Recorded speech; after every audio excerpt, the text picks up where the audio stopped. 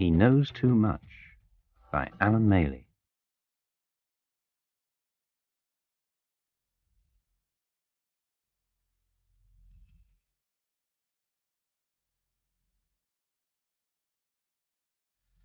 Chapter 1.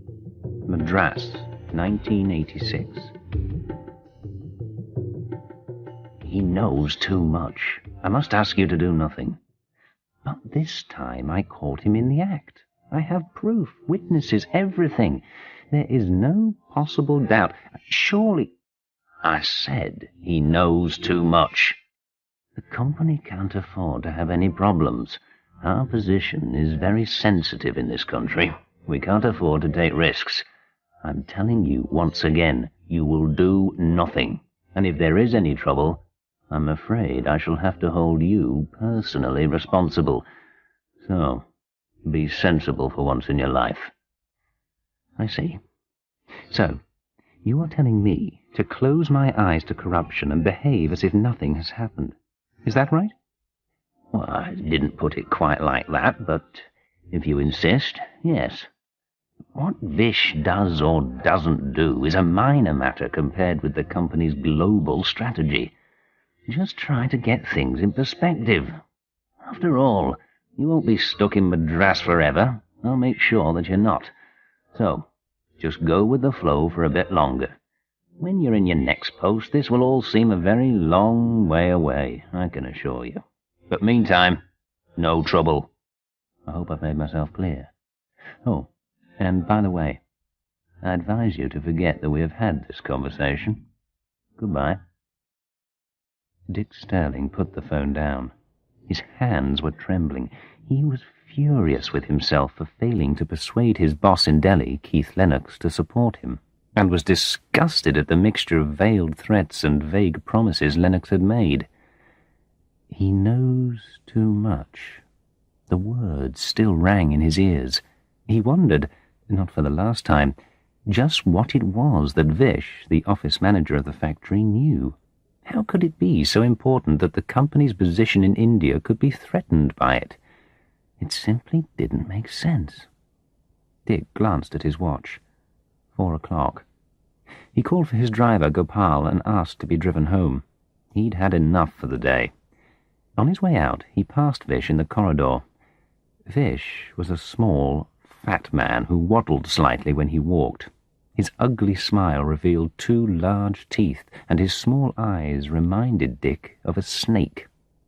Was it his imagination, or was the man smiling to himself? His snake eyes glinted with self-satisfaction, almost as if he knew he was safe, protected. Dick's car left the Tracton office and made its way slowly along the dusty, bumpy road leading south into the centre of Madras, towards his home. Even though Dick passed these buildings every day, they never lost their fascination for him.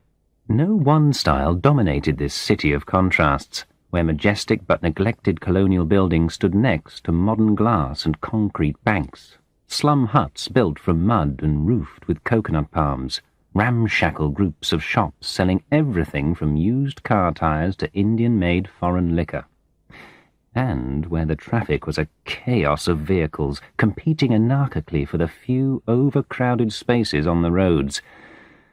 The journey home would take a long time. Dick sat gloomily in the back of the car, going over in his mind the events which had led up to the present crisis. How had he got himself into this impossible situation? It should never have happened, yet somehow, looking back, it seemed inevitable. Perhaps he was beginning to believe in fate. He had arrived 3 years earlier to take over as general manager of Tracton's factory in Madras.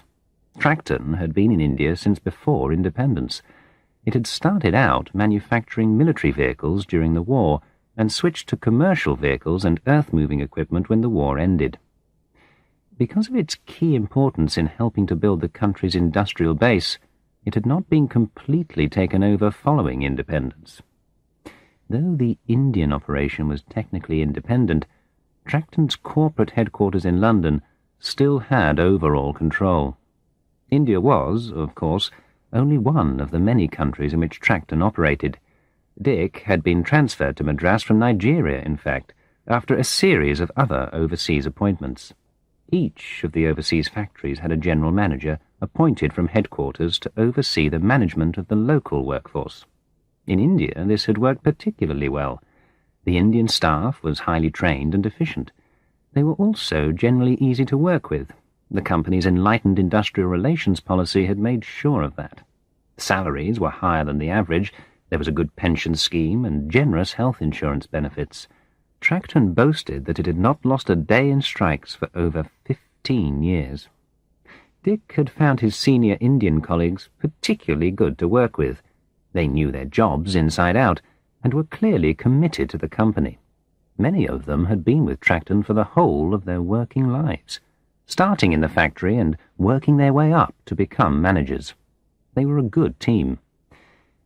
The only exceptions had been Viswanathan, or Vish as he was known, the office manager, and his wife, Molly.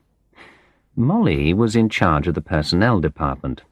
For reasons Dick had only gradually understood, Vish and Molly were regarded by the rest of the senior staff as somehow special. They behaved as if they had special privileges, and expected other staff to defer to them. Dick slowly realized that they controlled other staff members through a combination of threats and promises. Given their positions, they could make life very difficult for anyone who opposed them. Likewise, they could make life easy for those who did what they wanted. Dick knew that this sort of behavior happened to varying degrees in every culture, and didn't think much of it. Indeed, in the first few weeks after his arrival, both Vish and Molly had been all smiles and helpfulness. "You will need a driving license. Don't worry. I know someone in the police. We'll fix it for you. There's no need for you to worry about any of these things.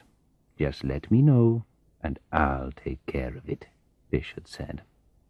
They had invited Dick and his wife Sally to dinner, too. Their newly built house was in the fashionable up-and-coming Kalakshetra colony, close to the sea. Dick had been suitably impressed by the expensively furnished house, which was full of the most modern household equipment. He had half wondered, innocently, whether Vish had had to borrow money to pay for it all. Molly was justifiably proud of her collection of Indian temple carvings, southern Indian bronze statues, and contemporary paintings. They had invited a selection of their closest friends, a High Court judge, a police inspector, an IAS officer, an architect, an ex-minister of finance in the state government, the owner of a shipping company, a couple from the British High Commission, a Tamil film director, and a well-known local painter. Dick felt slightly uneasily that these people had been invited to prove to him how well connected the Vishwanathans were. It had been a pleasant evening nonetheless. It was only later that Dick recalled seeing two members of the office staff helping to serve the meal. He also noted that there had been no shortage of genuine Scotch whisky, a drink not easily available on the local market. It was not long, however, before Dick began experiencing another side to the Vishwanathans. One morning, he had gone into Vish's office unexpectedly for an informal chat. He found his office manager stamping his feet with rage, screaming abuse at one of the junior drivers. Papers and files had been thrown on the floor. Dick asked Vish to follow him to his office. There he had suggested that perhaps less dramatic personnel management techniques should be used in future. Vish had not liked the criticism. His small, snake-like eyes had almost disappeared in the fat folds of his face. He had continued to clench and unclench his hands throughout the brief interview. Sweat ran in streams down his neck. He had left the office soon after the interview and remained away on sick leave for 2 more days. Soon afterwards, Molly went to see Dick about the promotion of a senior driver to a supervisor's position in the stores. She recommended the man's attitude and suitability for the job. Dick had therefore promoted the man. It was only several weeks later that Dick discovered that another, equally well-qualified staff member had also applied for the promotion. Unfortunately, his papers had been mislaid by the personnel department, and had never reached Dick. When Dick had questioned her about it, Molly had raised her eyes to the ceiling and sighed. "Oh, now you can see what I have to put up with, Dick," she cooed. "They're all so unreliable. The papers were under a pile of files on Shiv Kumar's desk. I've told him so many times. I really think we should consider transferring him. What do you think?"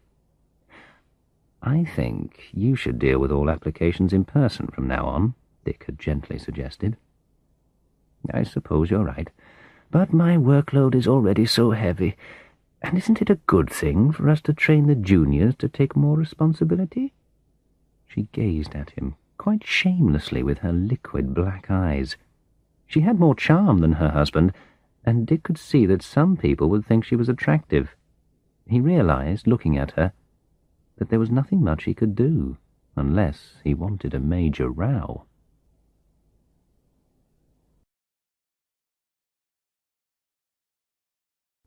Chapter 2. Family Life. Dick was woken from his thoughts as the car screeched to a stop to avoid an auto-rickshaw and a scooter carrying a family of 4 which had cut across the crowded road outside the High Court buildings. Dick's mind came back to the present. For anyone with strong nerves, travelling in India is a constant source of interest and surprise. His driver, Gopal, inched his way forward, successfully winning a few feet from a bus cutting in on one side and a water tanker on the other, each puffing out clouds of billowing black diesel fumes. The road widened as they passed Fort St. George. Gopal speeded up, and they were soon leaving the elegant but neglected university buildings behind. They drove the length of the marina, the sea on the left and a succession of historic buildings on the right. Even at this hour, a few people were strolling along the beach, taking the early evening air. Soon there would be crowds, all escaping the oven heat of the city for the cooling evening sea breeze. It was 5:30 before they reached the tree-lined shade of Boat Club Road and the calm of Dick's company house, set well back from the road in its own garden. The chowkidar opened the gate and the car slid gratefully into the cool shade of the porch. There was a note on the kitchen table from Dick's wife, Sally, to say she was out to tea with one of the awful society women who seemed to form a permanent part of their social life. She reminded him that they were to attend a drinks party at the Jassawallas, a Parsi couple they had met at the club the previous week. He groaned, then made his way to the bathroom for a shower. Later, as he sat drinking a cool beer on the terrace overlooking the garden, Dick's thoughts returned to his present problems. He was 48 years old, no longer young, but still young enough to rise in the company. He was in good shape physically, 6 feet tall, slim and muscular, even if his hair was prematurely grey. He had worked for Tracton since leaving university. They had sent him to some pretty hard countries when he was young: Papua New Guinea, Ecuador, Iran, Saudi Arabia. He had always managed to do well, even in the most difficult conditions. And he had paid the price. His first wife, Sarah, had died of malaria in Papua New Guinea.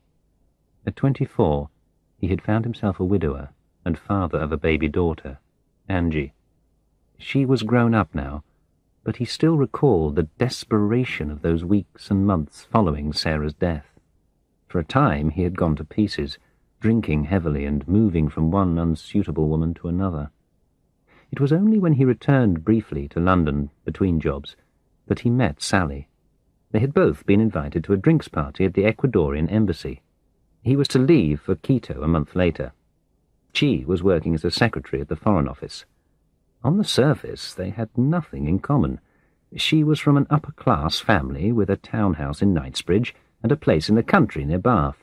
She had no need to work, but her father, an ex-ambassador himself, had arranged for her to work at the Foreign Office, partly at least in the hope that she would find someone suitable to marry. Instead, she fell hopelessly in love with Dick, a man without money, with a dubious reputation, and with a baby daughter to bring up into the bargain. It would have been difficult to find anyone less suitable.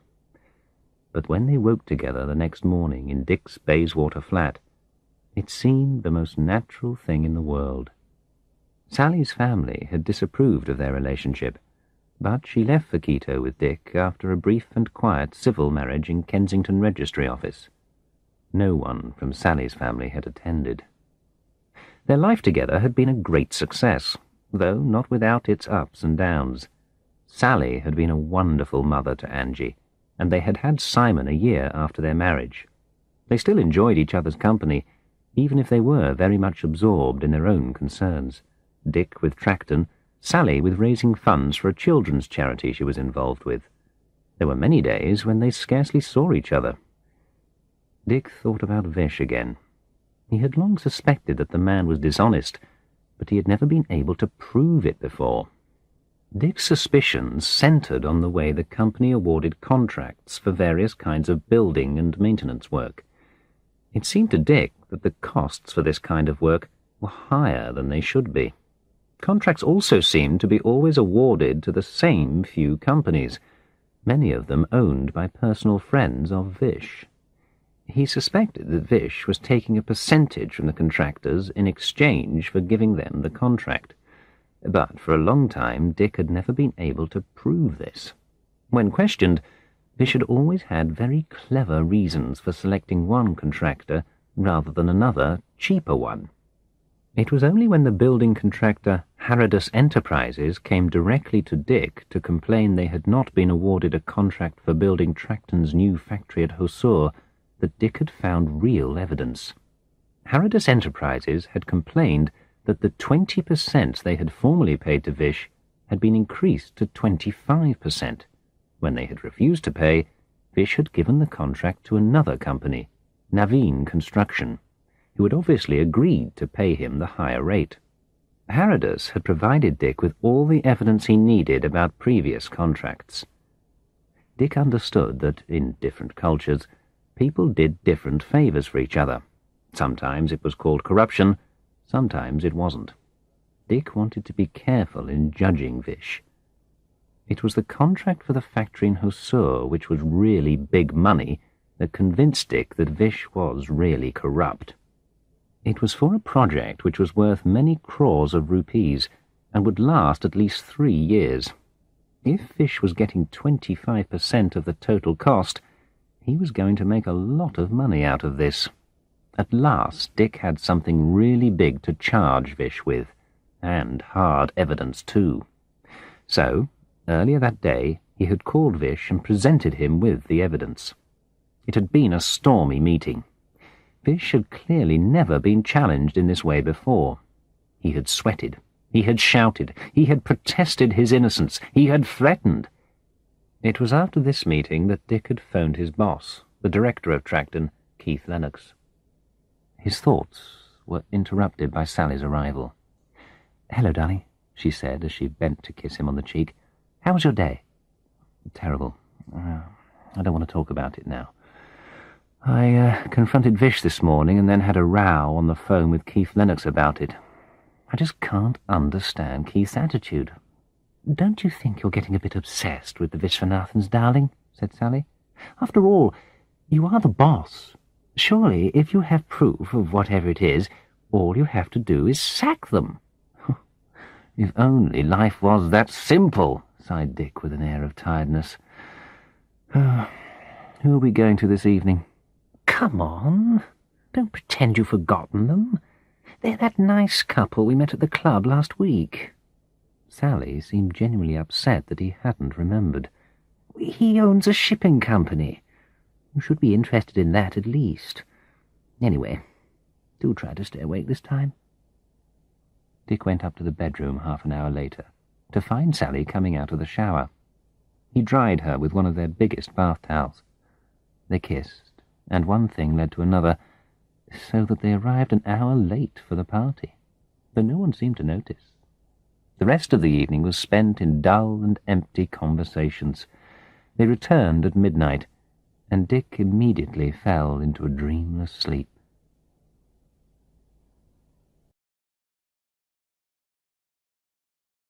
Chapter 3. Threatening Shadows. Delhi, January 1987. In the following weeks, Dick began to receive anonymous poison pen letters. These were usually written using letters cut from the newspaper and stuck crudely onto a sheet of paper. They accused him of a variety of things, mainly of a sexual nature. There were about a dozen such letters. At first, Dick was amused, then angry, then worried. Of course, he was innocent of the accusations, but even a rumour could be damaging, both to him and to the company. He had asked Indian friends for advice. They told him to ignore the letters. The city was full of jealous madmen. Many of his friends, too, had received such letters in the past. They would stop sooner or later. They did indeed stop, a month or so later. But he continued to feel uneasy. There was someone out there who had a grudge against him, who wanted to harm him. More worrying was the death threat he received. Someone telephoned the factory to say that he would be dead within a week. The call was anonymous. It had been repeated 3 times. Dick then received an anonymous letter containing the same message. For some time he could not think straight. It felt like a bad dream.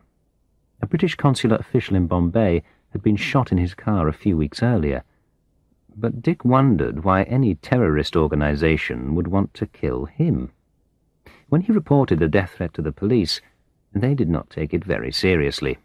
They gave him a retired police officer as a bodyguard for a time and advised him to be careful. In fact, no one tried to kill him. Things gradually returned to normal, but it was an unnerving experience. In the meantime, Dick kept Vish under tight control. First of all, he made sure that Vish was kept out of any business connected with the Hosur factory construction project. Dick himself took direct charge of the project and checked every detail of the contracts. He cancelled the contract with Naveen Construction and renegotiated a new contract with a company Vish had no connections with. And now that he knew for certain that Vish was dishonest, Dick systematically checked on Vish's other activities. Perhaps Lennox might change his mind if there was sufficient evidence against Vish. Once they realized that Dick was determined to investigate Vish, some of the other senior staff quietly gave him information and hints about where to look. Dick soon discovered that Vish routinely used company drivers and company cars, and factory workers to carry out work on his own house, to run errands and to act as waiters at the many parties he gave. He remembered recognizing staff at that first dinner party at the Vishwanathan's house in Kalakshetra. Dick held another stormy disciplinary meeting with Vish, at which he gave him a formal letter warning him not to exploit staff outside working hours. Dick then looked into the procedures for disposing of office equipment, such as air conditioners, typewriters, and office furniture. As he had suspected, he found that Vish was selling these at below-market prices to his friends, who then paid the difference directly back to Vish. Dick put a stop to this. He investigated the system of awarding maintenance contracts for the buildings and machinery. Again, Vish was arranging for these contracts to go to his friends and business associates, with a percentage payment to himself under the table. It seemed that everywhere Dick looked there was something shady going on, that every stone he turned over had a snake under it. Every January, the managers of Tracton's Indian factories were called to Delhi for an annual conference, and their performance for the year was reviewed.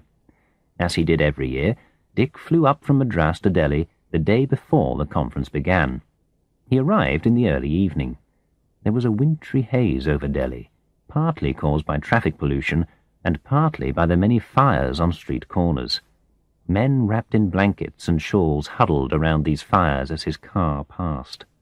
On one intersection, near Claridge's Hotel, a group of bedraggled red-uniformed bandsmen waited to be hired for a wedding.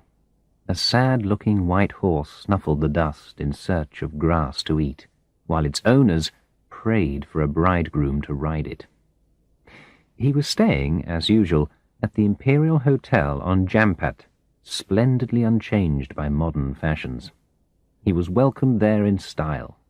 A turbaned porter took hold of his bags and whisked him off to a comfortably old-fashioned, spacious, airy room on the ground floor. Dick would never understand the attraction of modern five-star hotels when such genuine comfort was available. A few moments later, the porter returned with a letter.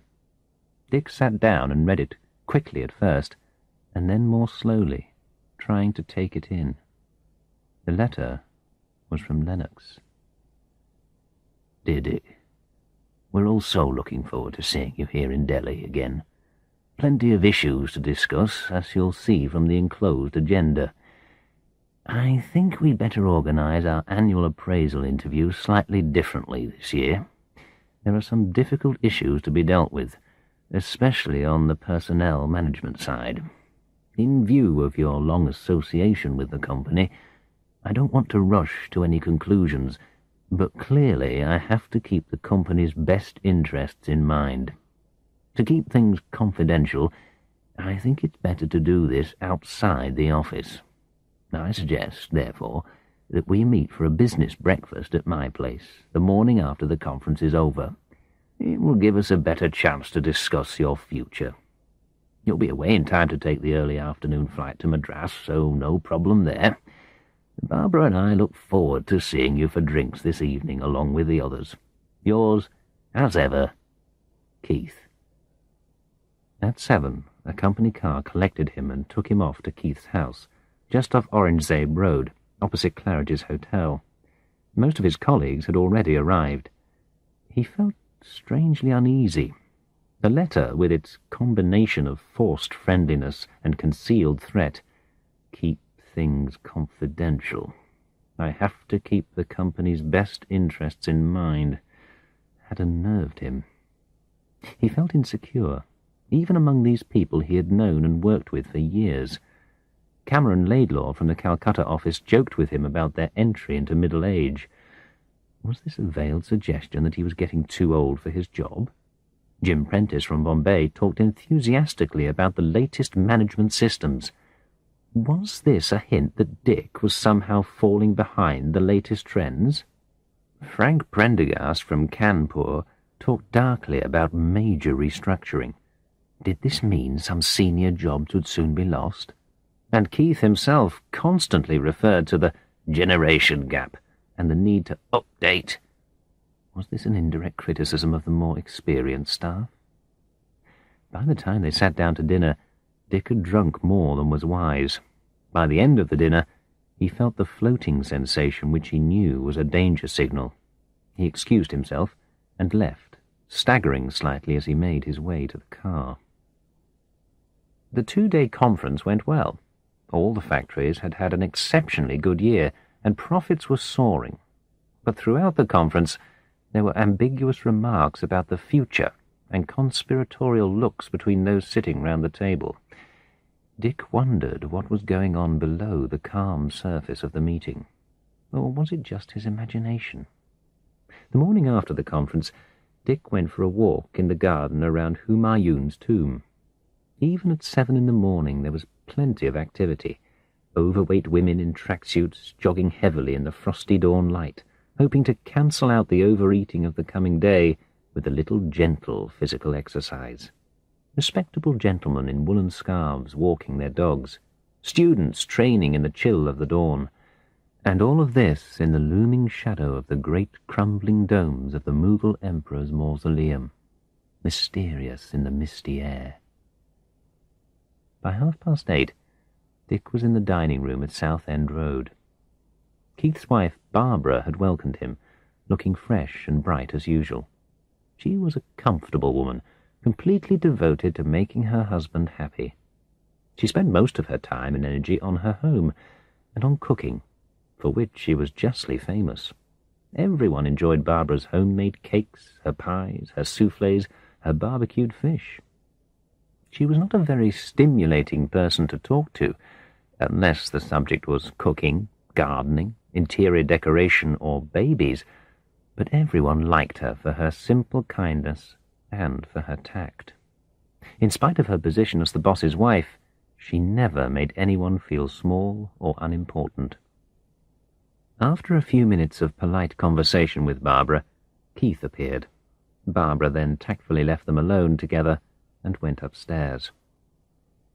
"Tea or coffee?" asked Keith politely, the perfect host.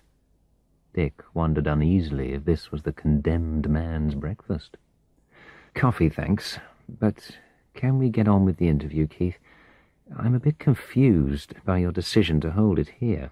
"There's no hurry, Dick. Let's just enjoy our breakfast first, shall we?" And he took a large mouthful of bacon and freshly fried egg as he spoke. Dick had no appetite for the food, but he managed to chew his way silently through it. When they had finished, they moved with a last cup of coffee into Keith's study. It was a room designed to impress visitors, with framed photographs of Keith with the President of the Republic, Keith with the Queen, Keith with the Minister of Trade and Industry. The bookshelves were lined with the latest books on management, and a state-of-the-art personal computer stood on his desk. "Right, Dick. Let me come to the point as quickly as possible. The company is doing well, but to keep ahead of the competition, we have to bring in new people and make sure that we are absolutely top quality on the management side." "Of course," Dick replied. "But surely last year's results show that we have been doing just that." "Well, up to a point you're right, of course," said Keith, with a slightly embarrassed smile. "But we mustn't forget the personnel management side." "What do you mean by that?" asked Dick warily. "Well, the thing is, I've been getting rather a lot of complaints about the way things are going in the Madras factory. Experienced local staff underappreciated, that sort of thing. Problems with the new factory project in Hosur. Friction with the senior management. You know, people feeling they are undervalued." "No, I don't know," said Dick, feeling his anger rising. "In fact, it's simply not true." "Well, opinions obviously differ on that, as far as I can tell. I've also had to warn you about not doing anything to endanger the company's position in India, if you remember," Keith continued. Dick had to forcibly stop himself from making an angry response. "What I've called you here to consider, Dick, is the possibility of you taking early retirement. As you know, the company makes very generous retirement arrangements for senior staff. My own feeling is that you need a change. To be absolutely frank, you haven't taken advantage of all the management training schemes we've offered you either. You've done pretty well everywhere you've been for the company. But times are changing, Dick. You can't go on in the old style forever. You can't simply rely on your past achievements. We have to look to the future. I really do think you should give this offer your serious consideration." He paused for effect. "It might not come again." Dick felt the scarcely concealed threat in those words. "I'll certainly consider it," Dick said grimly, "but I can't guarantee I'll accept. I'll need to talk to Sally anyway.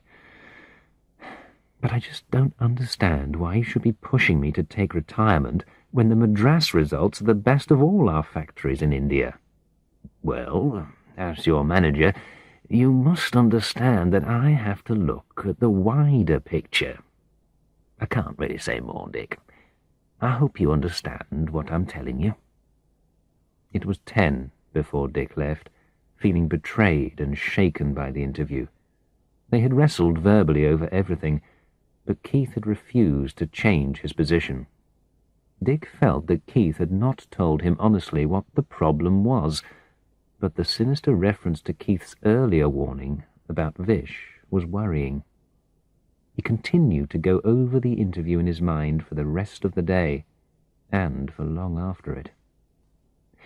Despite Keith's assurances, Dick's flight to Madras was delayed by the notorious winter fog in Delhi. It was past midnight when he eventually arrived in Madras. During the drive from the airport back to his home, he dozed in an unpleasant half-sleep, barely noticing the stray cattle and water buffaloes wandering across the path of the car. When he arrived home, Sally had already gone to bed. He went to his study and poured himself a large glass of whiskey. There were letters for him on his desk. He tore open a large envelope with the company logo on it marked Personal, in confidence. It contained details of the early retirement scheme. But this was clearly not an offer. It was an order. He had no choice. Obviously, all the decisions had already been taken before his interview with Lennox. The envelope also contained the copy of a letter to Jim Mann, appointing Jim to the Madras factory to take over Dick's job in 1 month's time. He poured himself another glass of whiskey. He felt angry at the injustice, at the hypocrisy of Keith, who had not had the courage to tell him the whole truth. And then depressed, as he thought about his own loss of self-respect, his stupidity at having trusted old friends. He felt betrayed. He had worked for Tracton for 25 years, had sacrificed his first wife to it, and a gaping emptiness now faced him. His whole life had been built around a company that had just decided to throw him out for no good reason. There now seemed very little to live for. It was 5 before he eventually dragged himself to bed. The empty bottle stood on the desk, the only witness to his agony.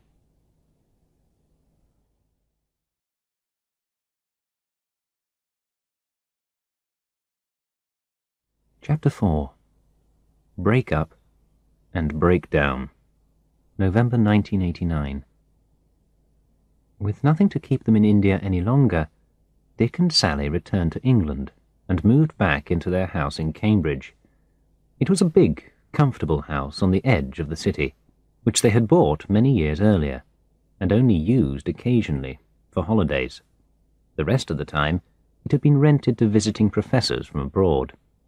It was the nearest thing they had to a home, but still it felt unfamiliar, somehow temporary. For a time, Dick made an effort to readjust to life in Cambridge. They joined a film club, visited the theatre regularly, gave 1 or 2 small parties in an attempt to re-establish contact with old friends.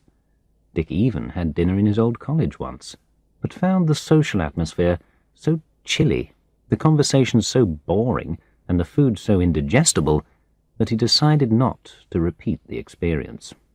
He even offered his services as a lecturer at evening classes in business administration, but there were no vacancies. Dick quickly realized that he no longer felt at home in Britain.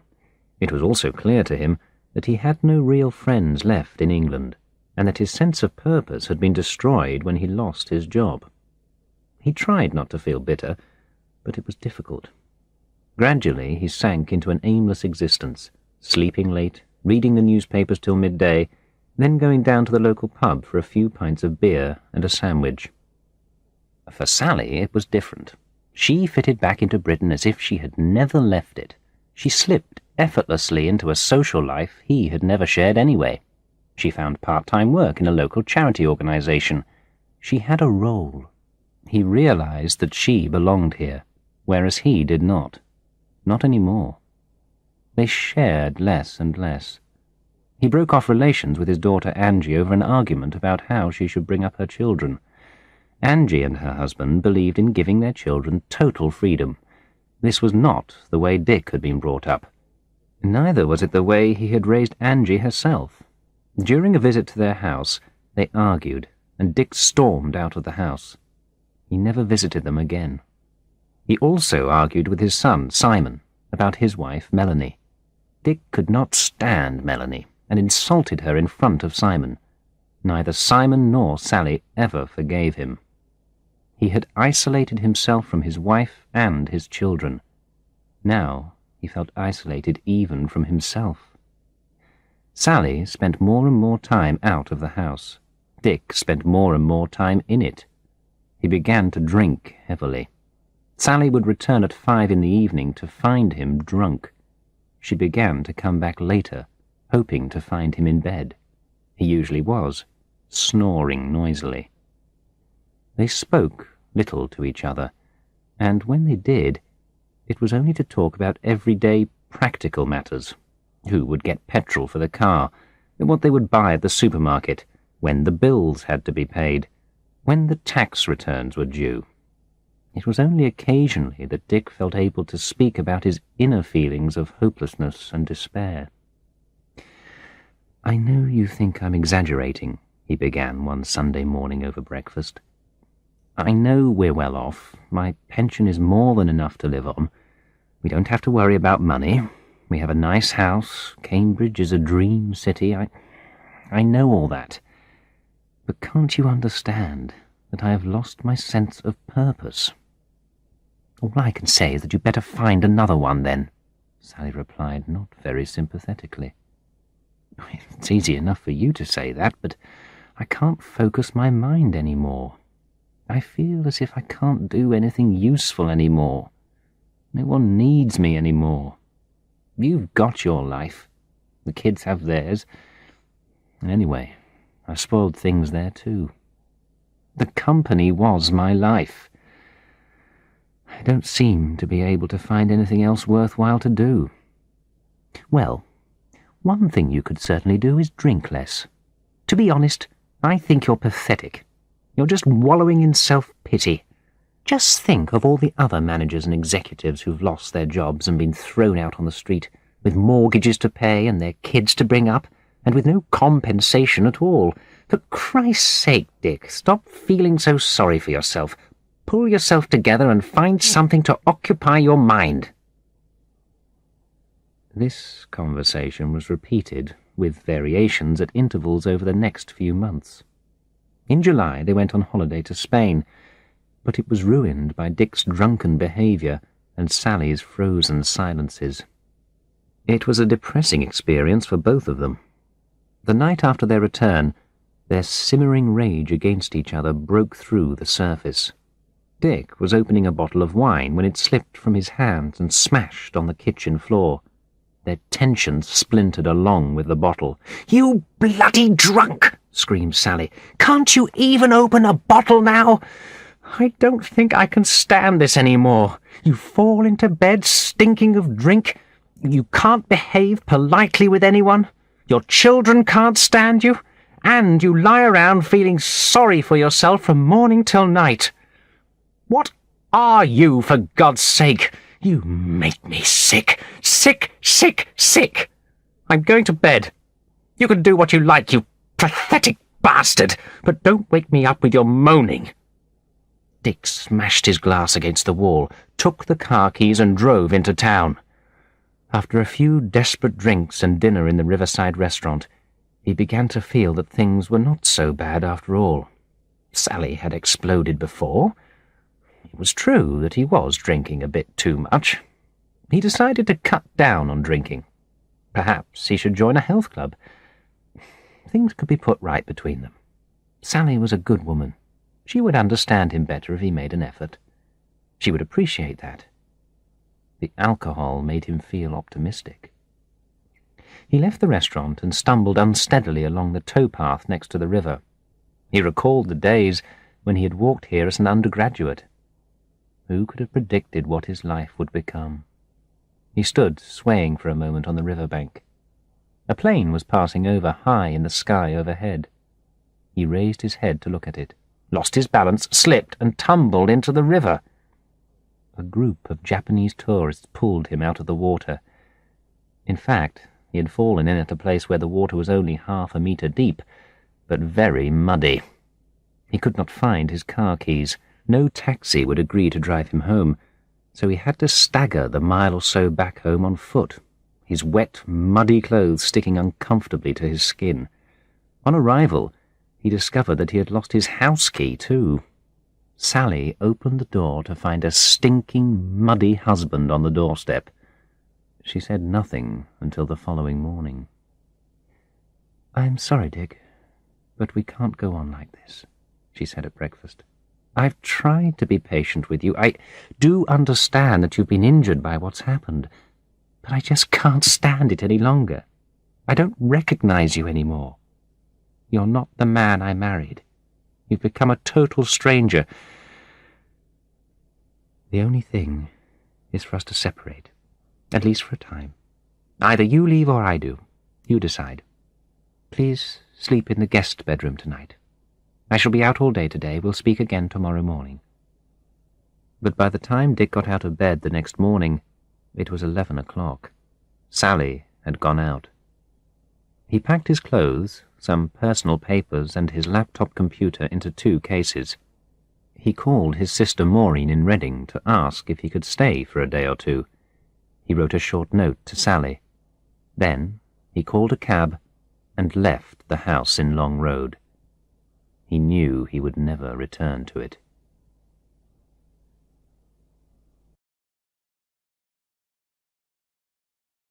Chapter 5. Down at Hove. The grey waves sucked at the stony beach. The horizon was a misty blur. Dick walked along the seafront into a stiff, cold wind. Spray from the sea, mixed with icy rain, lashed his face. It was only 3 in the afternoon, but the sky was already dark.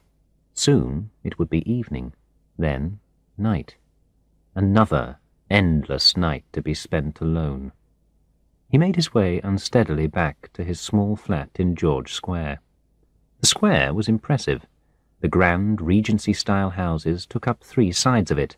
The 4th was open to the sea. A public garden occupied the centre.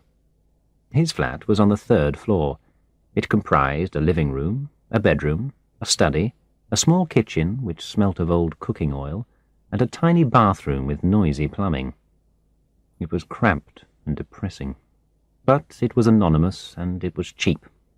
Dick had rented it from a friend of his sister Maureen, soon after leaving Sally 3 months previously. As autumn turned slowly to winter in Hove, Dick's despair grew deeper. The days were a succession of self-hatred, drinking, and nightmare sleep. Each morning he woke at 4, then struggled to find sleep again. By the time dawn came, he had fallen into a deep slumber, and only woke again at 11. He got into the habit of taking lunch in a cheap Spanish restaurant on the high street. They served an oily paella with a red house wine which tasted like antifreeze fluid. The main attraction was the waitresses, who were young and attractive, and obviously available for other services if required. He had only once invited one of them back to his sad flat. He decided not to repeat the experiment. Sex without commitment was not his style. After lunch, he would take his walk along the seafront, gloomy in its winter mood.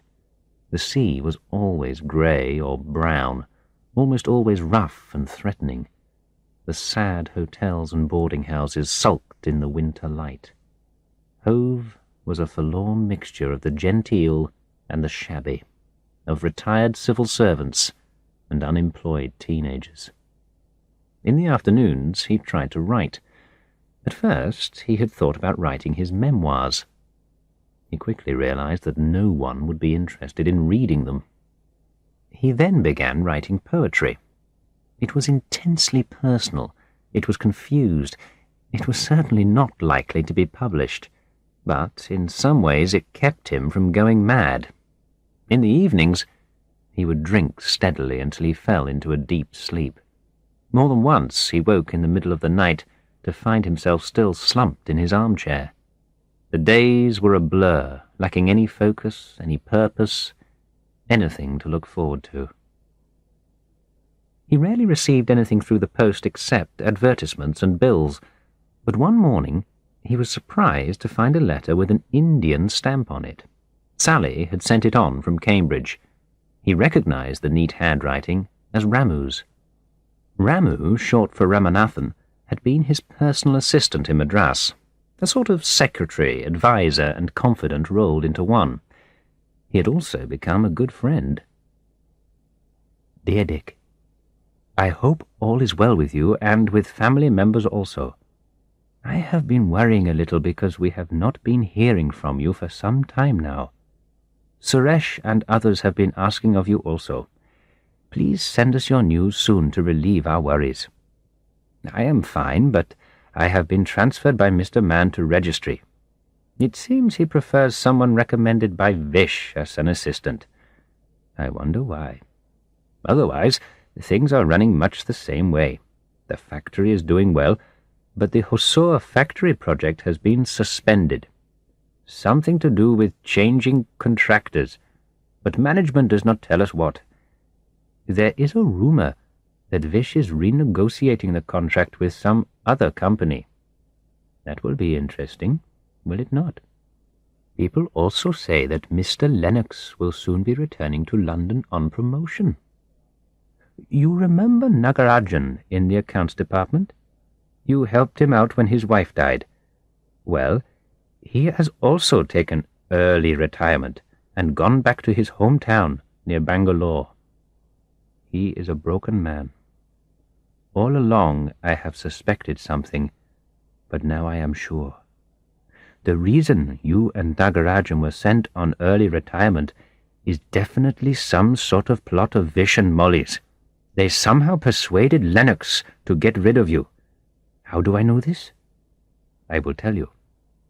Number 1. Before you went to Delhi that last time, Molly had also gone. She said that she was on sick leave, but I have found on the file the receipt for the air ticket. In central filing we can discover many things. I checked with Pal in the Delhi office, and he remembers seeing her in Lennox's office at about that time. Number 2. I have also overheard some interesting conversations. One day I heard Vish threatening Nambiar in accounts. You do what I told you, or I'll arrange for you to take early retirement too. On another occasion, I overheard Molly telling one of her friends that Mr. Man was not like you. He knew how to behave himself. He had learnt his lesson from what had happened to you, she said. Number 3. I have also obtained a personal note from Lennox to Vish. Don't ask me how I came by it. In central filing you can sometimes find things which ought to have been destroyed. Anyway, it is obviously about you. It agrees with Vish that something has to be done urgently, because you were getting too curious, especially about the Hosur factory project. I will show it to you one day if you wish. What does all this mean? It means that they were all in it together. It means that they all wanted you out of the way. Maybe you can understand why, but it is not yet clear to me. Anyway, I thought you should know about it, in case you can make some sense of it. I hope I have done the correct thing by informing you of same. I will write another letter when I hear from you. All your friends here join me in sending very sincere greetings to Sally and to your good self. Yours, Ramu. The letter was dated 15th of October, so it had taken some time to arrive. Dick made himself a cup of coffee and took it to the big window overlooking the square. It was raining, and a lone traffic warden sticking fines on parked cars was the only sign of human life. Dick read the letter again, then reread it. He sat reflecting on its contents, thinking back to the time of his retirement. He forgot to go out for lunch, and it was 3 in the afternoon before he got up from his desk. He grabbed his coat and went out for a long walk along the seafront.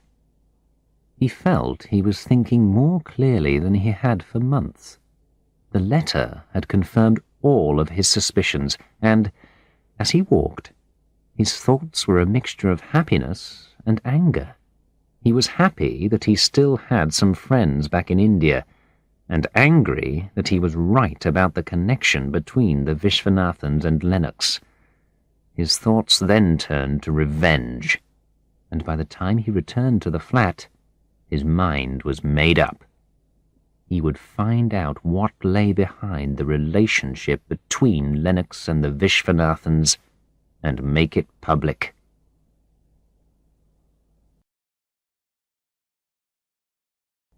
Chapter 6. Return to Madras.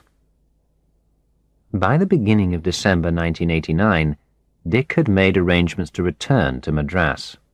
He would be leaving on the 15th of December. Ramu had reserved a room for him at the Madras Club. Since receiving Ramu's letter, Dick had become more like his old self. He was taking regular exercise and had almost stopped drinking. He felt a new sense of energy. He had a purpose again, and now he was returning to a place he loved and where he felt at home. He had also reached some decisions about his life. On the evening before he left, he called Sally to tell her that he had seen a lawyer about their divorce. The conversation was civilized and polite, but distant. Both of them knew that their relationship was over forever, but neither could quite believe it. He explained the financial arrangements he had made and told her he would be away in India for a month or two. She did not ask him why he was going. As he put the telephone down, he felt that a chapter of his life had ended, quickly followed by excitement at the prospect of a new start. It was early morning as the plane circled over St. Thomas's Mount and landed with a nasty bump on the runway at Madras. 2 hours later, Dick finally cleared immigration, collected his case from the squeaking baggage conveyor belt, and made his way through customs, unchallenged by the fierce-looking uniformed officers. Outside, the sun was up, and as he passed from the air-conditioned cool of the baggage hall into the sunlight, he was met by a wave of steamy heat, pungent with the first smell of India, a mixture of spices and diesel fumes. Ramu had arranged a car to meet him. Fighting his way through the crowd of beggars and boys trying to grab his suitcase from him, Dick climbed into the back of the battered old ambassador. The driver was a thin little man, with skin the colour of coal dust, who said nothing, but who wove his way skilfully in and out of the chaos of the morning rush hour to the calm of the Madras Club. Dick was pleased to find a note from Paul Fernando, the Anglo-Indian manager of the club, inviting him for an evening pre-dinner drink. Courtesy was not yet dead, at least not in southern India. His room, in the guest wing, was spacious, with a high ceiling, a large ceiling fan which swooped through the sticky air, slicing it into cooler segments, a bed fitted with a mosquito net, and an antique writing desk. The bathroom was almost as large as the bedroom, old-fashioned, but with a shower which worked. The rooms had all the luxury of simplicity. After a lengthy shower, he called room service for a cold beer and sat with it on the balcony looking towards the Adyar River. There were magnificent tamarinds and rain trees, umbrellas of shade for the green parakeets, doves and miners. The club was an 18th-century building, formerly the residence of the Anglican Bishop of Madras. It was a splendid white building, with a dome and large columns at the entrance. It overlooked the Adyar River, which was an impressive view, provided it was seen from a distance. Seen closer up, it was a sluggish channel of evil-smelling, black, polluted water. An ecological disaster. After lunch, he called some of his closer friends, in particular Ramu and Suresh. They agreed to meet at the Raintree restaurant in the Connemara Hotel the following evening. The Connemara was one of the oldest hotels in the city. The Raintree restaurant was tucked away in a garden area at the rear of the main hotel. It served Chettiar food, spicy but sophisticated, a complex range of flavors which exploded in the mouth one after the other. Ramu and Suresh were waiting for him in the lobby. When they reached the table, he found Lalita and Nirupama too. A nice surprise. Conversation, most of it about the most recent gossip and scandal, got underway immediately. Noshir Batliwala had been discovered in the bed of the American Consul General's wife. Nikki Patel was having a homosexual affair with the son of a state minister. The daughter of a leading doctor had run off, temporarily, with a press photographer. There was no lack of material. Over coffee, conversation turned to the Vishwanathans.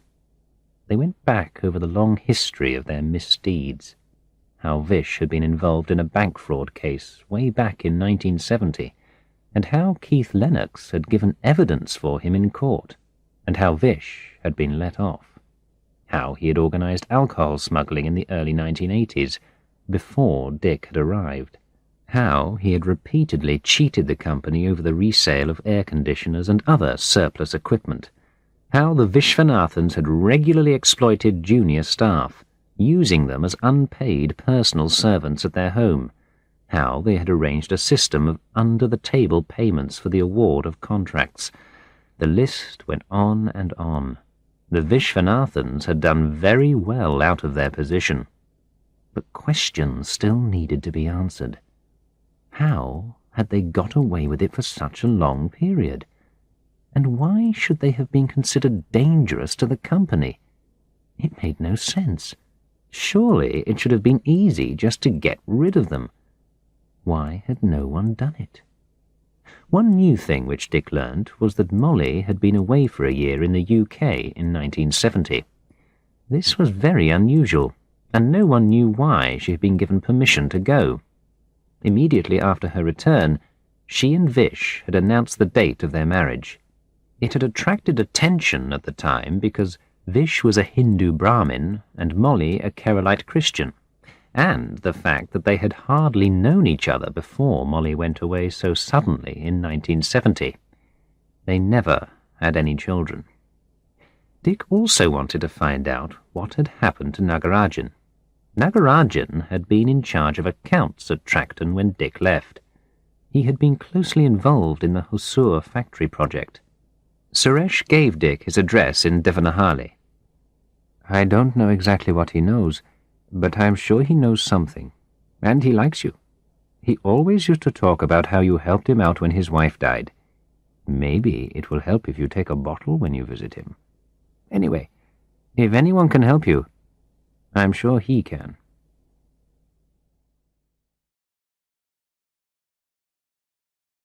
Chapter 7.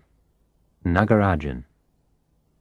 It was not until after Christmas that Dick managed to establish contact with Nagarajan. His letters went unanswered, and the telephone number Suresh had given him rang engaged the whole time.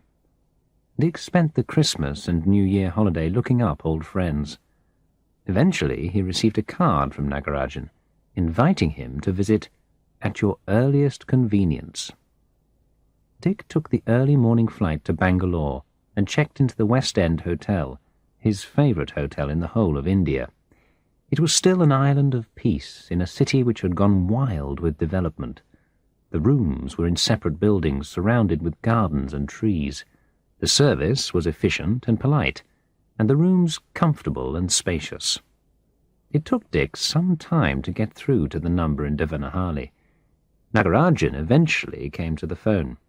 He sounded vague and confused, but the line crackled so badly that Dick could not really tell. He managed to communicate his message, that he would be coming over to Devanahalli the next morning. Nagarajan told him he would be welcome. Dick took an early breakfast on the terrace of the West End. He ordered idlis with masala and chutney, and the jet-black Southern Indian filter coffee. The grass in the garden was wet with dew, and he wrapped himself tighter in his Kashmiri shawl to keep warm. There had been a wedding party in the garden the night before. Now the grass was littered with fading orange marigold garlands and bruised jasmine flowers, turning from white to brown. He wondered how long the newly married couple's happiness would last. He hoped it would be longer than the brief beauty of these flowers. He hired a car with a driver for the day, and by 8 they were threading their way through the morning rush hour towards the northern exit from the city. Under the British Raj, Bangalore had been an army town, with wide tree-lined roads and comfortable bungalows. It was still an important military base, but now it was also the high-tech capital of India, with space industries, aeronautics, computer software, telecommunications, silicon chips, the works. The bungalows were being rapidly replaced by high-rise blocks, shopping malls, and luxury apartments, and it now had the worst traffic pollution Dick had experienced for years. They passed the Maharaja's palace, hidden behind groves of eucalyptus trees. Then out beyond the agricultural college and all the research institutes which were springing up along the road. They passed the Parsi Towers of Silence, where dead bodies were left exposed to be eaten by birds of prey. It looked abandoned, and did not seem to have been used for some time. The traffic was chaotic. Yellow auto-rickshaws weaving in and out of the traffic, sometimes carrying 7 or more people. Buses so overloaded that they sagged down at one corner. Lorries piled so high with sugarcane that they seemed about to turn over. Old cars driven by even older men, clutching the steering wheel as if their lives depended on it. And they did. Gradually, the traffic thinned as they got farther from the city. Rural India, the India of the villages, surrounded them again very soon after they left the city. Bullock carts moved slowly along, loaded with sugarcane, hay, groups of people. The road was lined with tamarind trees, many of them scarred by traffic accidents, and with families of monkeys playing under them. Beside the road, there were the dark green mango orchards, fields of grapevines, groves of coconut palms, silvery sugarcane plantations, small fields of red peppers, and, of course, the bare granite rock of the Deccan Plateau. They turned right at the road junction at Dodbalapur, taking the direction of Nandi Hills. Dick had heard about the hills, but never visited them. He did not realize then what an important role they were to play in his life. It was 10 when they arrived in Devanahalli. It took some time before Shoked, the driver, located Nagarajan's house. They found it in a quiet lane, well away from the town centre. It was a single-storey house, built from granite blocks, like all the other houses in the town. It was built around a courtyard, in the traditional southern Indian style. Nagarajan was waiting for Dick at the entrance. Dick was shocked when he saw Nagarajan. He was like a dried-up plant, brown and lifeless. They went into the courtyard of the house. Sitting in a shady corner, they began to talk. Nagarajan's daughter, Lakshmi, served them coffee. When Dick first saw Lakshmi, he felt he instantly recognized her, although he had never met her before. It was as if he had always known her. She was in her early 30s, or so he guessed. Her skin was dark, much darker than Nagarajan's, with a warm glow. It was her eyes which caught his attention first, dark pools in which her feelings surfaced. Her long, jet-black hair hung down her back. She wore a simple sari, which did not completely hide the outline of her full breasts and narrow waist. She moved with an indefinable grace. She was, quite simply, the most beautiful woman he had ever seen. Their eyes met briefly before she bent to pour the coffee. While Lakshmi busied herself with preparing lunch, Nagarajan told Dick that she was a widow. He had arranged her marriage to a boy from the same community, a computer software specialist. They had married at the boy's hometown, near Udupi in North Karnataka, when she was 22. By then she had completed her M.A. in English literature. It was time for babies, grandchildren to warm the old people's hearts and to justify their years of work and struggle. But no children came. And, 5 years later, Girijan, her husband, had died in a motorcycle accident. She had returned to her father and now took care of him in his retirement. That was the only role left to her. As they talked, Nagarajan drank. Dick had brought him a bottle of duty-free whiskey as a present. Nagarajan steadily drank his way through it. He had always been a heavy cigarette smoker, but now he smoked beedies, thin hand-rolled black tobacco sticks, which gave off an acrid smoke and choked anyone who inhaled it. The room was soon filled with smoke. "The horse races begin again soon," he said, coughing his dry smoker's cough. "I've got some good tips for winners this season. I could certainly use some extra money. The company pension is miserable. Look at this place." He gestured around him at the room they sat in, with its cement floor and bare stone walls. "I always knew there was something funny with that bitch Molly," he said, abruptly changing the subject. "It was her who got me sacked, you know. Her and her bastard of a husband. They didn't like the questions I was asking about the Hussar factory contract. Somehow they got to Lennox with stories about me. Unreliable, dishonest. Me, dishonest, interfering, inefficient and all that. So, one morning, not long after you'd gone, I got this letter. I'd been given early retirement, just like you. Only I got the minimum payment. There was nothing I could do about it. I wrote letters to Delhi, but never got a proper answer. What the hell was going on there, Dick?" "I'd hoped you might tell me," said Dick. "How is it that the Vishwanathans always seem to have so much power?" "Well, I don't know for sure, Dick," said Nagarajan, becoming more and more informal as the whiskey took its effect. He had never before called Dick by his first name. "But you know that they all knew each other in the old days, don't you? Madras was Lennox's first post with the company. I remember because I'd only just joined as a typist. Vish was a typist, like me, and Molly was a telephone operator. That Molly was quite a girl in those days. She knew how to enjoy herself all right. Plenty of rumors about her, I can tell you. I think old Ned Outram, he was in the factory at the time as chief engineer. I think old Ned fancied her. They went out together, I think, for a while. I'm pretty sure it was Ned. I don't know. It's all mixed up in my mind now. Lennox was around too, without his wife to start with. She only came out to join him later. It was all such a long time ago. It wasn't long after that she went off to the UK on special leave. Molly, I mean. That caused some gossip, I can tell you. She told everyone she was going to look after her sick uncle in Birmingham.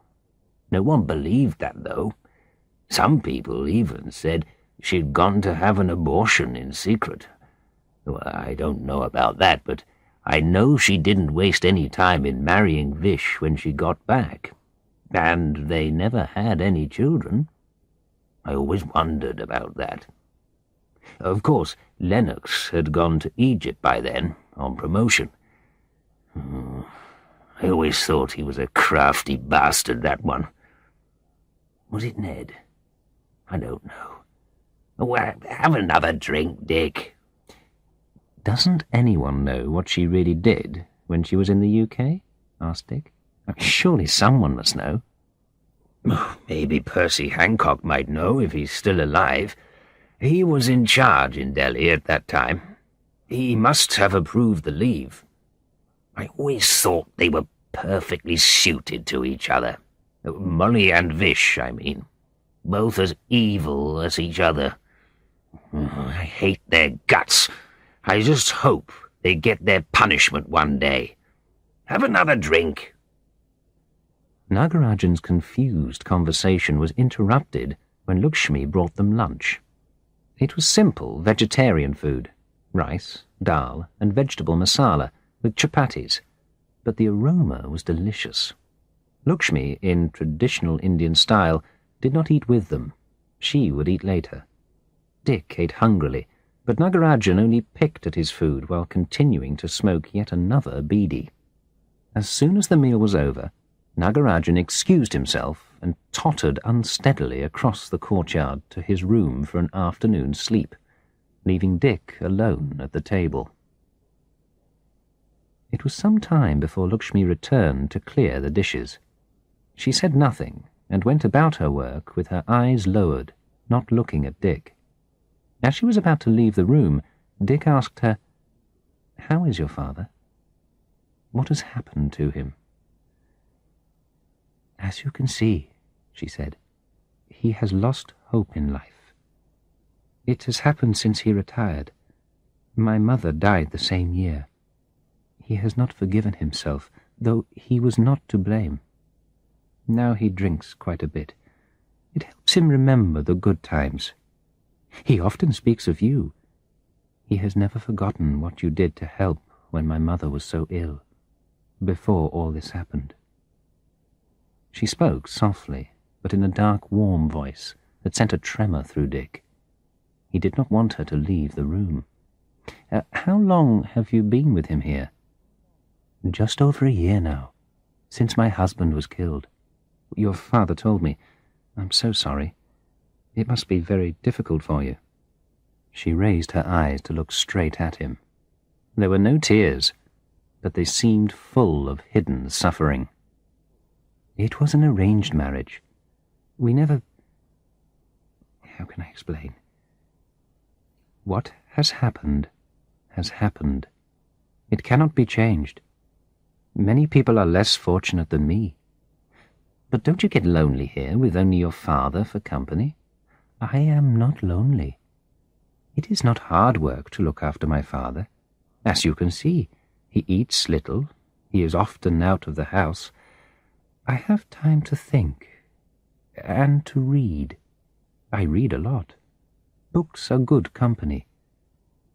In any case, they are what I have." He was about to ask another question, anything to keep her with him for a few more minutes, when she suddenly changed the subject. "You must be feeling tired after your journey.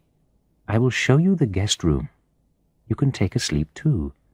My father will not wake until tea time." Their eyes met briefly before she led him across the courtyard to the room next to her father's. "Enjoy your rest. I will call you at tea time." She turned away from him and walked slowly back across the courtyard. He lay on the bed. His thoughts were confused. Molly and her mysterious year in Britain. Nagarajan's dead existence in this small town. His own sudden fascination for Lakshmi. The thoughts came and went, moved in and out of focus. If only, he thought. He was woken by a gentle knocking and Lakshmi's voice. "If you are ready, I am serving tea to my father in 5 minutes." Tea was an uncomfortable experience. Nagarajan's mood seemed to be heavy without alcohol to lighten it. The whiskey bottle now stood empty on the table. He still seemed half asleep. He silently smoked one beedi after another while slowly sipping his tea. Lakshmi said nothing, though Dick occasionally caught her eye. After drinking 2 cups, Dick rose to leave. "Why don't you stay?" asked Nagarajan roughly. "Isn't my house good enough for you?" Lakshmi opened her mouth to speak, but he silenced her with a look. "Anyway, I thought you would stay for 1 or 2 days. There's no one to talk to here except fools." He seemed unaware of the insult to his own daughter, but no doubt she did not qualify as someone fit to have a conversation with.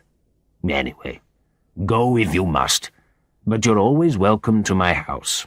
I have never forgotten what you did for Mrs. Nagarajan. Ask Percy Hancock. He must know something." Dick left him slumped in an old chair in the corner of the darkening room, still smoking. The sound of his cough followed Dick out. Lakshmi accompanied him to the door leading to the street. His car was waiting. They stood for a moment before he got in. "Please excuse my father for his rudeness. He doesn't mean it. It's the way he is now. It's not always easy to..." Her voice trembled as she looked down. He saw the tears filling her eyes. "There's nothing to excuse," said Dick. "I've had a good day and you've been very hospitable. I think I shall take your father up on his offer to come again." "I hope you will." Her voice was steady again, and she smiled. As the car drove off, he looked back. She was still standing in the street. She did not wave. Behind her, rising above the town, He saw the dark shape of the Nandi Hills in the gathering dusk.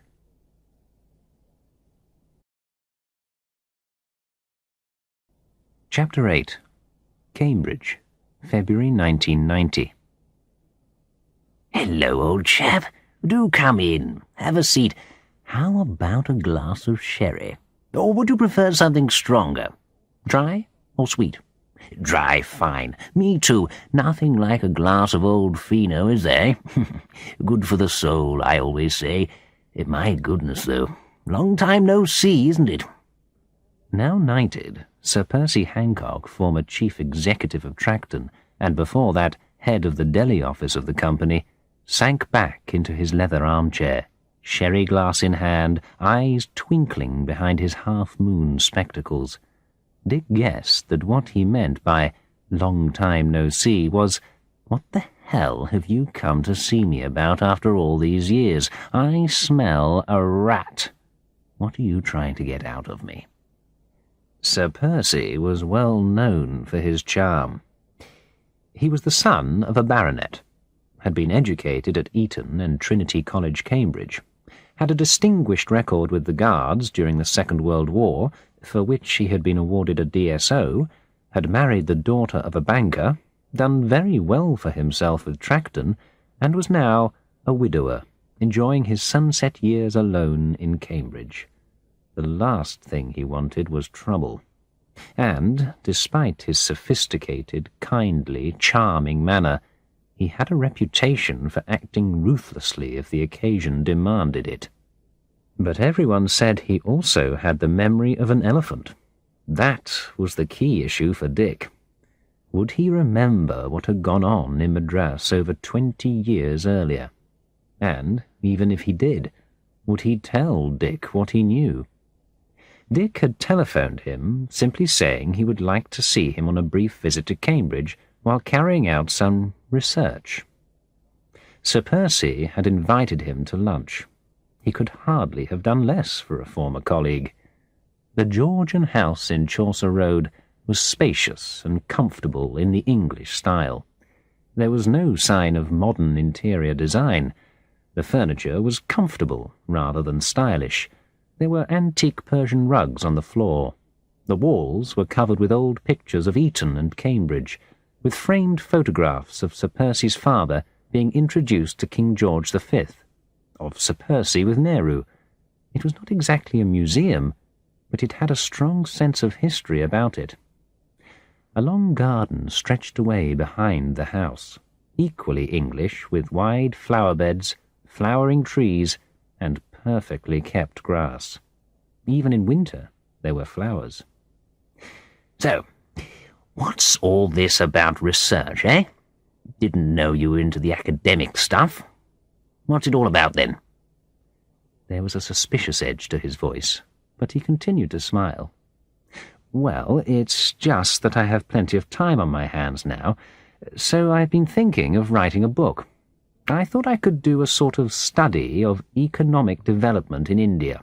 I'd use Tracton as a kind of case study, so I'm just collecting some background information, filling in details I'm not familiar with, that sort of thing.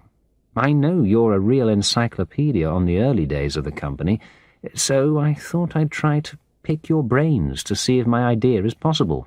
Oh, not many brains left now, dear boy, Sir Percy said innocently. I say, mustn't let the food get cold. Let's have our lunch. Cooks are so hard to find these days.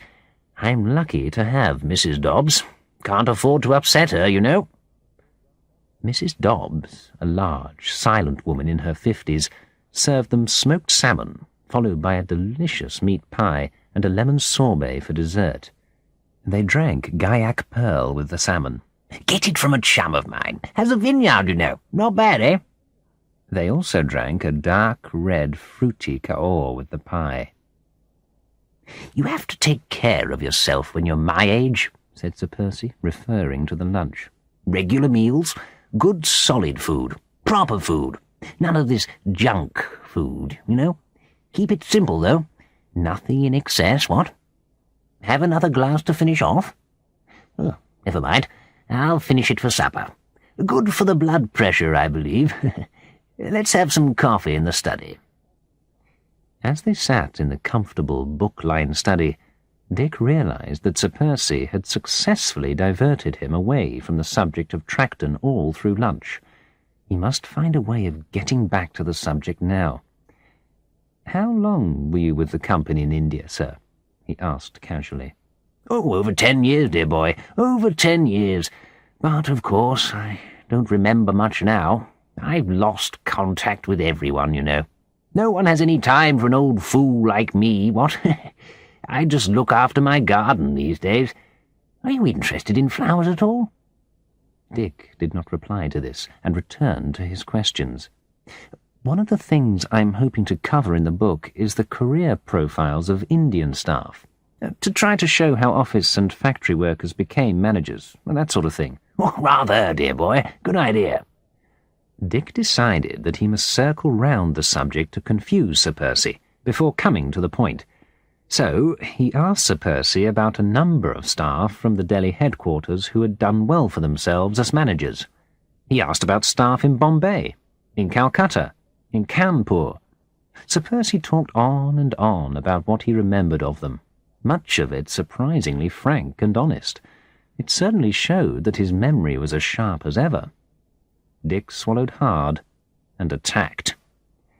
"Do you remember the Vishwanathans in Madras, sir? Now, they did very well." "Oh, yes, Molly and Vish. I remember sending both of them on training courses at various times. Well, that sort of thing. Excellent material. Splendid. Nice couple, too, as I recall. Of course, I didn't know them personally or anything like that." Dick decided to try a daring tactic to surprise Sir Percy. Perhaps it would work. At least it might catch Sir Percy off his guard and make him tell Dick something useful. "I wonder if you know what happened to Molly Vishwanathan's child, the one she had in Britain during her year off? You did know about that, of course. You must have approved her special leave." Dick realized with a thrill of excitement that he had accidentally stumbled on the truth. He had hit his target. It was as if a chill suddenly came over the room. Sir Percy had been taken off his guard, and for a split second only he lost his easy, self-assured manner. But almost at once he recovered it. When he replied, his voice was as silky and relaxed as ever. Yes, of course. Bad business, that one. Poor gal got in trouble with one of the British staff in Madras. You know, couldn't have that sort of thing going on. Had to get her away for a bit. She could have stayed on in the UK with the boy, but she decided to go back. Named him John, I think. Yes, John. Gave him her own family name, Verghese. But what became of him? Where is he now? He must be over 20 by now. Does Molly still keep in touch with him? Dick was anxious to follow up on his unexpected advantage, but Sir Percy was already steering him away from the danger zone. "Oh, couldn't say, dear boy. Went to a good school and all that. His father paid for it all, as far as I know. Then he came up here, I believe. Went to St. John's College, if I'm not mistaken. But, I say, old boy, I can't see what all this has to do with career development of Indian staff, eh? It was all a long time ago. Better forgotten. There's no point in stirring it all up again. It won't do anyone any good. How about a cognac?" Dick accepted. They sipped the golden liquid in silence. "How do you find it, dear boy?" "It's Armagnac, actually. I prefer it. It's got a bit more oomph than cognac. Matter of personal taste, I suppose." Dick nodded appreciatively. He was about to ask his final question, but Sir Percy got in first. "By the way, there's no point in asking who the father was." "I couldn't possibly tell you that, could I?" "I'd leave it all alone if I were you, dear boy." Dick decided that he would get no more information from Sir Percy, thanked him, and left. Sir Percy, elegant in his bow tie and expensive tweeds, walked with him to the gate. "Take my advice, dear boy. By all means, write your book, if that's your intention. But forget about all this Molly business. It could get you into trouble. Serious trouble. Do come again, dear boy, when you can spare the time. I've got a really nice Chablis in the cellar I'd like to try on you. Come in the summer when we can sit out and enjoy the garden.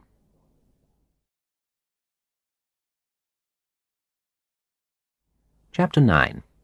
Jacko of St. John's. Dick looked at his watch. 4:30 already. The lunch had gone on far longer than he'd expected. The old boy certainly had stamina. Dick decided to walk back to St. John's, his old college.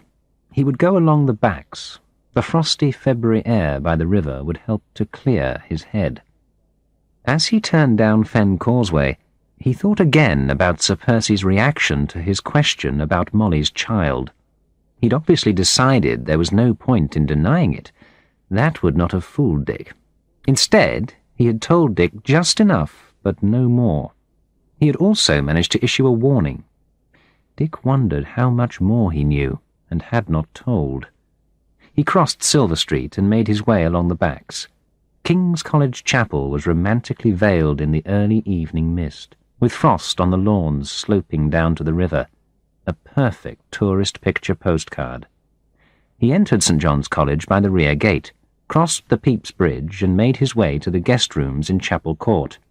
One of the privileges of membership of a Cambridge college was the right to a few nights' free accommodation every year in the college guest rooms. Dick had never used this privilege before, but he was glad of it now. He had not told Sally of his visit to Cambridge, and had no wish to meet her. It would only have led to disagreements over the divorce settlement. It was better to let the lawyers sort it all out. He took a shower, then relaxed in the battered but comfortable armchair in his room. He felt that he needed to think things through, to somehow organize what he had discovered so far so that he could make sense of it. He knew for sure now that Vish and Molly had had some sort of special relationship with Keith Lennox in Delhi. The three of them had plotted to get rid of Dick and then Nagarajan. Earlier, Dick had found out about Vish's crooked schemes and tried to have him dismissed. He had failed because Lennox had forbidden him to act against Vish. Why? Dick had only survived for a few months longer in the Madras factory, and he had been harassed with poisoned pen letters and the death threat. But it was only when he had begun investigating the big Husur factory contract that he had been sent on early retirement. What was the connection? And where did Molly's son John fit in? Who was his father? Was this the key to the whole affair? Dick determined to speak to his old tutor, Sir Jeremy Jackson, the retired professor of comparative philology. Jacko, as he was affectionately known by everyone in the college, was a famous eccentric. Some people even considered him to be mad. But he had been a fellow of the college for over 40 years and was a part of the place. And he knew the undergraduates personally. Unlike many professors, he spent a lot of time just chatting to students. He would certainly remember John Vergis. Dick called the steward's office and booked himself for dinner at High Table the next day. Jacko was bound to be there. He never missed his 3 free meals a day. Dick had eaten too much for lunch.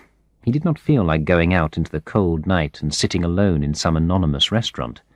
He read for a while, then went to bed. It was only 9:30. As he turned out the light, the thought of Lakshmi flashed through his mind. He wondered how she was coping with her father. Though it was ridiculous, he had met her only once. He found himself missing her. He told himself not to be a fool, and went to sleep. He woke at 6 in the morning. The courtyard below was dark, but filled with thick, milky fog. The windows were covered with patterns of frost. Distant footsteps echoed strangely on the cobblestones in the courtyard. He wrapped himself tighter in the bedclothes and slept again until 7. He spent a lazy day. After breakfast in the college buttery, he strolled off into the town. He browsed in the bookshops and bought a couple of collections of short stories for Lakshmi. He lunched at the riverside restaurant, overlooking the fateful place where he had fallen into the river. He wondered if his keys were still buried somewhere in the sticky black mud. In the afternoon, he went to a film at the Art Cinema, one of the places he used to go as a student. It was called Wolf, and starred Jack Nicholson as a man who turns into a werewolf. It was oddly disturbing, and he looked around at the audience in the cinema, almost expecting to see human wolves. After dressing for dinner, he walked across to the senior common room for sherry. A handful of professors and guests were already there. He helped himself to a glass of college sherry and went to check the list of those dining that evening. Sure enough, Jacko's name was there. He recognized very few of the other names, except the master's. He noted that a Nobel Prize winner and a well-known woman novelist were among the guests. Jacko came in and walked straight across to him. He was a small, sprightly man with a round stomach and twinkling eyes. His bald head was suntanned. He took a Mediterranean holiday every winter. "Got your note, Dick? Splendid to see you again. Let me just get myself a drink. Right, cheers. Just got back from my holiday in Greece. Lovely weather. Good to catch up with the latest Greek idiomatic expressions. Oh, I love it. Oh, how are you keeping?"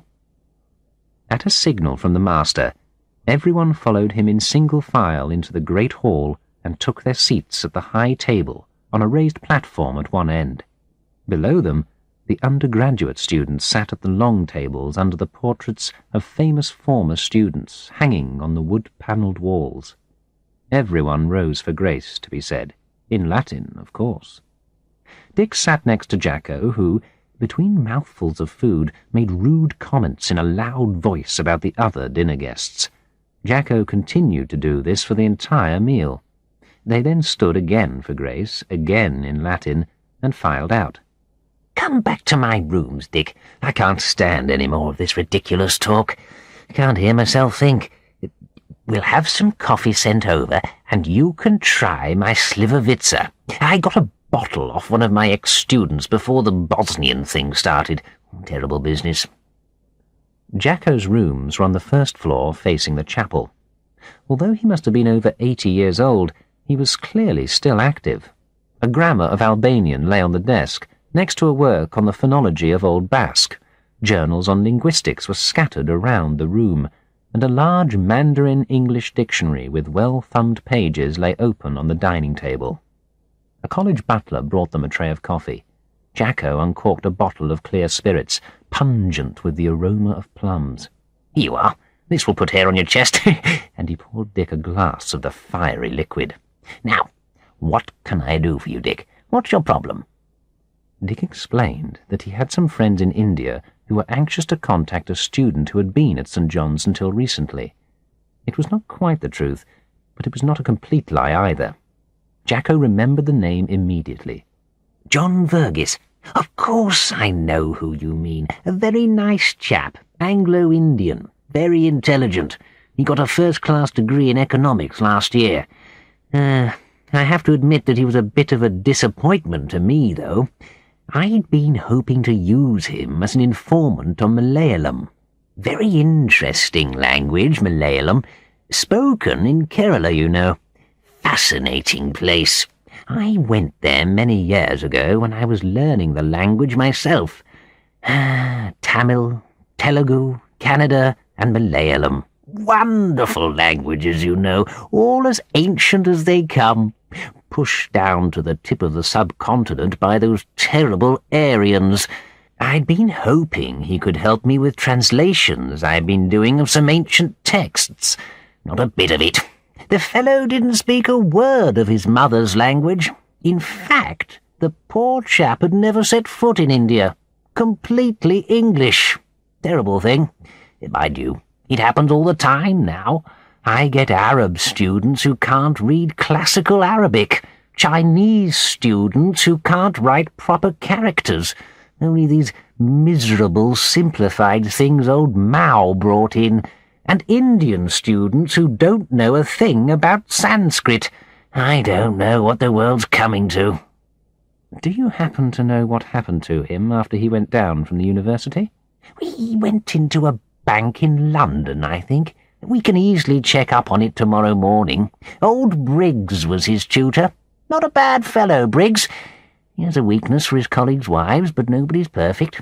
He's a good scholar in his way. He'll have Vergis's address, I've no doubt. I can't disturb him this evening, though. He has a regular lady visitor on Thursdays, I believe. Next morning, he called on Jacko again after breakfast. He learnt that John Vergis had taken up a job as a trainee at a well-known bank in the city. Jacko handed him the address and a contact telephone number. There. Do give the boy my best regards if you look him up. Oh, and, by the way, if you happen to be in Mysore next time you go to India, do look up old Aranganayagam at the Institute of Indian Languages. He's a wonderful old rogue, terrible womanizer, or you'd enjoy him. Tell him he still owes me that article. You'll know which one I mean. Dick took an afternoon train to London. The train broke down at Stevenage and finally crawled into King's Cross an hour and a half late. It was now the rush hour. To avoid the crowds, Dick had an early dinner at a Greek restaurant in Victoria.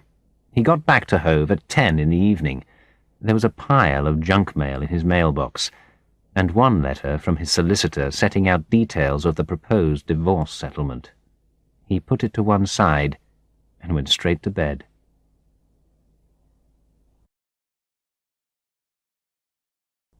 Chapter 10. A Visit to Ned in Bath. Dick spent the weekend thinking about the information he had gathered so far. He had to find out who John's real father was. That was obviously one of the keys to the conspiracy between Molly, Vish, and Lennox. Sir Percy had told him that Molly's lover had been British. He needed to know which British staff had been in Madras in 1970. He remembered that Nagarajan had mentioned Ned Outram. Dick had never met Outram in person, but he had heard plenty of stories about his sensational love life.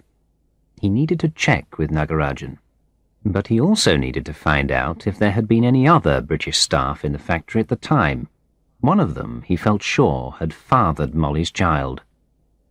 Just after lunch on Sunday, he made an international call to Nagarajan. It would be about 6 in the evening in Devanahalli, he calculated. It was Lakshmi who answered the phone. Dick realized immediately that he had been hoping that she would. Yet the moment he heard her voice, he felt a rising sense of unease, coupled with nervous excitement. He could not say what he really wanted to say to her. "Hello? Oh, Dick, you want to speak to my father, I think." "Yes, I do, but I am so happy to speak to you, too." "I am sorry, but he is out with some friends.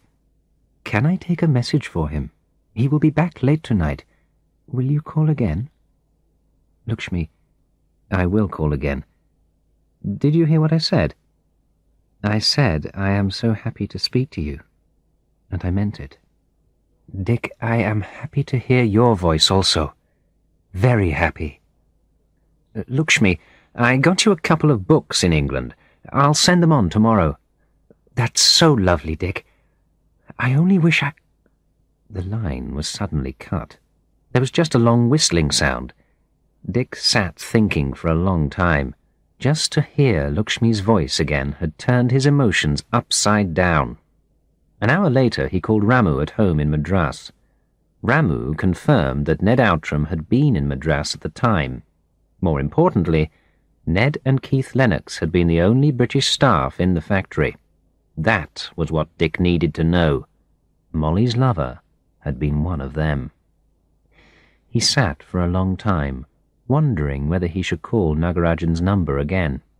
He no longer needed information, but he longed to hear Lakshmi's voice again.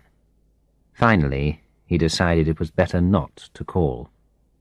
Instead, he called Ramu again to get Outram's address. Ramu agreed to call him the following day, after checking the personnel records in the office.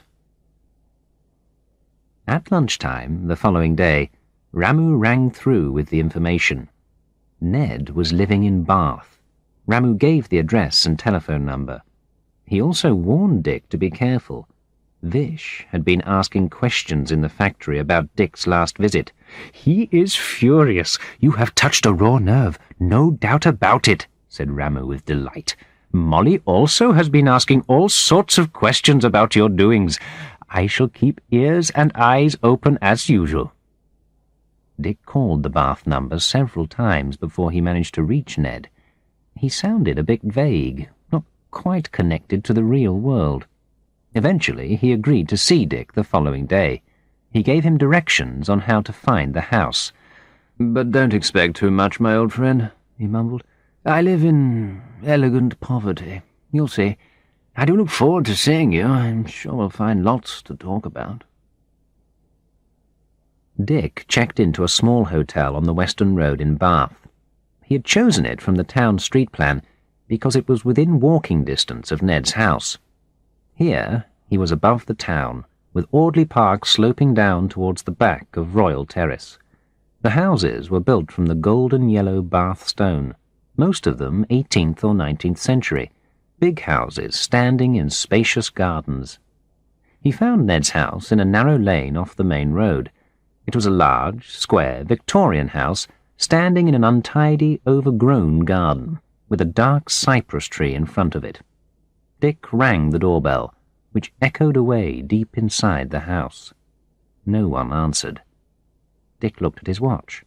It was 6 in the evening. He had told Ned to expect him between 5:30 and 6. He rang again. He was taken by surprise when a voice behind him said, "It's no good ringing the doorbell. You must be Dick Sterling. I forgot to mention that I don't live in the house. Can't afford to. I let the house to some business people. I live in the servants' flat in the basement. Come on, I'll show you the way."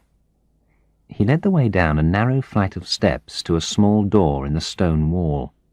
It opened into an airless room, full of dark furniture and smelling of unwashed clothes, cooking oil, and stale tobacco. In one corner there was a sink and a draining board full of dirty dishes. Ashtrays were scattered about, full of cigarette ends. Through an open doorway, Dick could see an unmade bed, clothes thrown on the floor. The overall effect was one of total neglect. Dick turned his attention to his host.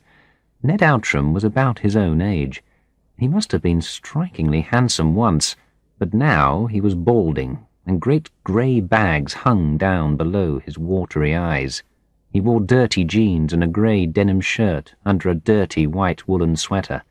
His belly hung out over the waist of his jeans, from years of beer drinking. "I'm sorry about the mess," he said, though it was not a real apology.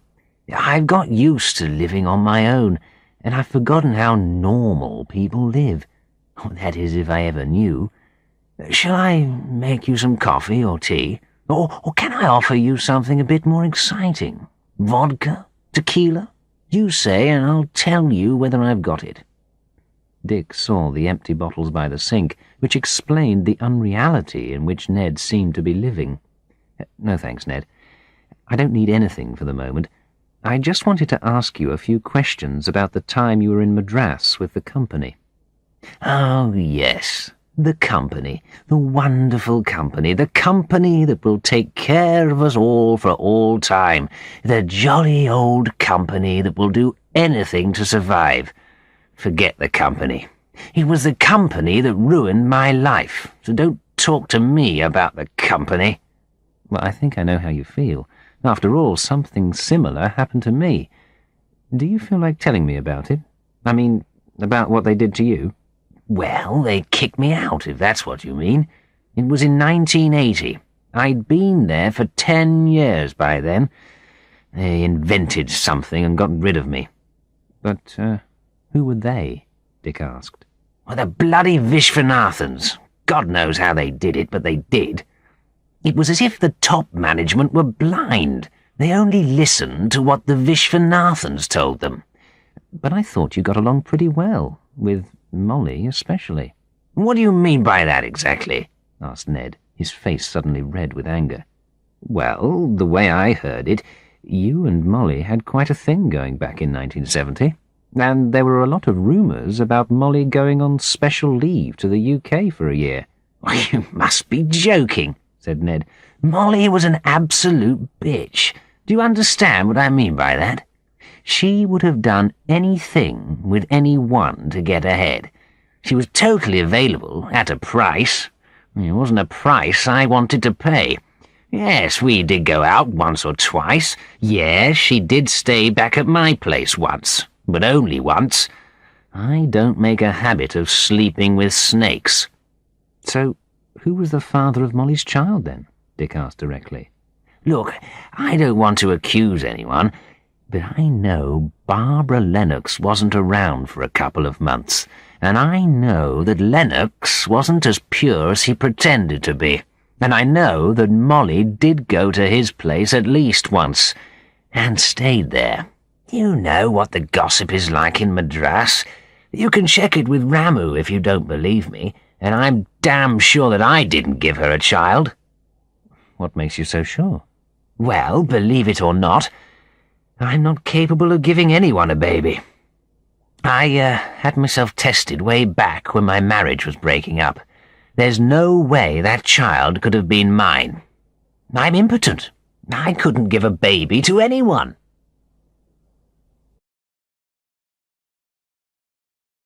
Chapter 11. London. John Vergis. They met at the small Italian restaurant, La Perla in Greek Street, Soho. Dick had contacted John Vergis at Baring's Bank a few days previously. He had arranged the lunch by claiming to be the close friend of Keith Lennox, and by mentioning Jacko. John was tall and athletic in a truly striking way. He moved with the grace and confidence of a wild animal, yet his smile was kind. He seemed like a really nice human being. Dick noted from his light brown skin colour that there was no doubt of his Anglo-Indian parentage. Over the antipasto, Dick tried to find out just how much John knew about his own origins. "Well, I've been so incredibly lucky," he said. "After my parents were killed, Keith and Barbara were really wonderful. In fact, I don't remember my real parents at all. I was too young. It was Keith and Barbara who felt like my real parents. I think I spent every holiday with them, or with their family. Jane, you know Jane, their daughter, well, Jane and I were even thinking of getting married at one point, but Uncle Keith stepped in and stopped it. Maybe it's best. And my uncle and auntie in India were also incredibly kind and helpful." "Your uncle and auntie?" Dick queried. "Yes, I'm sure you must have run into them in Madras. Auntie Molly and Uncle Vish? Well, they always visit me whenever they come over to the UK." Dick felt that the pieces of the puzzle were beginning to fall into place. By the time the meal was over, Dick was sure that he knew what lay behind the 20-year-old story. Dick spent the next month collecting documents as evidence. He obtained a copy of John's birth certificate from St. Catherine's House in the Strand.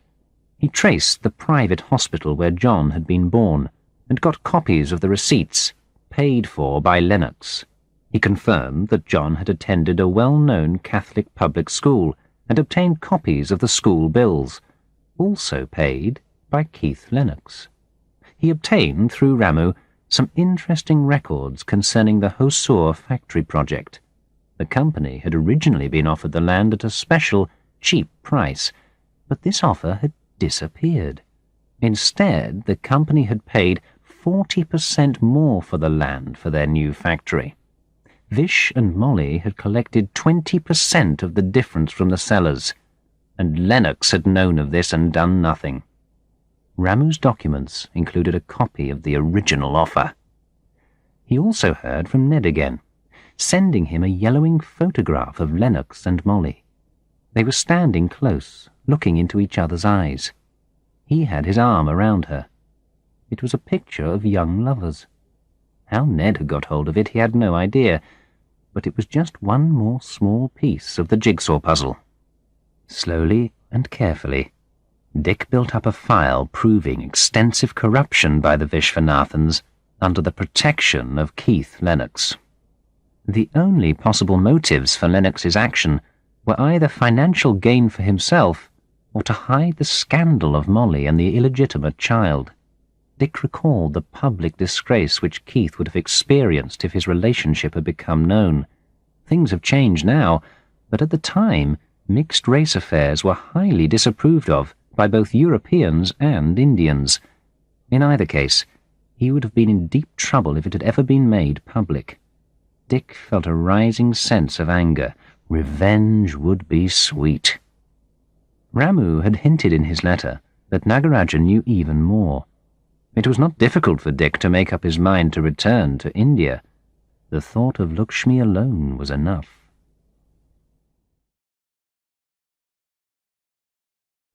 Chapter 12. Nandi Hills. Dick spent only one night at the club in Madras before flying on to Bangalore. But soon after going to bed, he was disturbed by 2 telephone calls. One was from Ramu. He had heard that the Vishwanathans were planning something. He did not know what it was, but it had to do with Dick's inquiries. Dick had obviously touched a raw nerve. Ramu advised him to be very careful. "These guys are dangerous. They will stop at nothing to save themselves. Be very careful, Dick. I will go on looking around and contact you as necessary. You will be at West End or Nagarajan's?" Dick told him to try either. The other call was anonymous. When Dick picked up the phone, a muffled voice simply said, "You'd better get back to the UK where you belong. Remember your death threat? This time we're not playing games. Mind your own business. Or else." He spent an uncomfortable night, tossing and turning in a half-sleep, before the dawn birdsong finally woke him. The West End was, as always, a welcome oasis in the clouds of traffic pollution of Bangalore. Dick made a call to Devanahali. The number did not answer. He decided to hire a car anyway and to leave early the next morning. The driver turned out to be Shockett, the same man who had driven him on the previous occasion.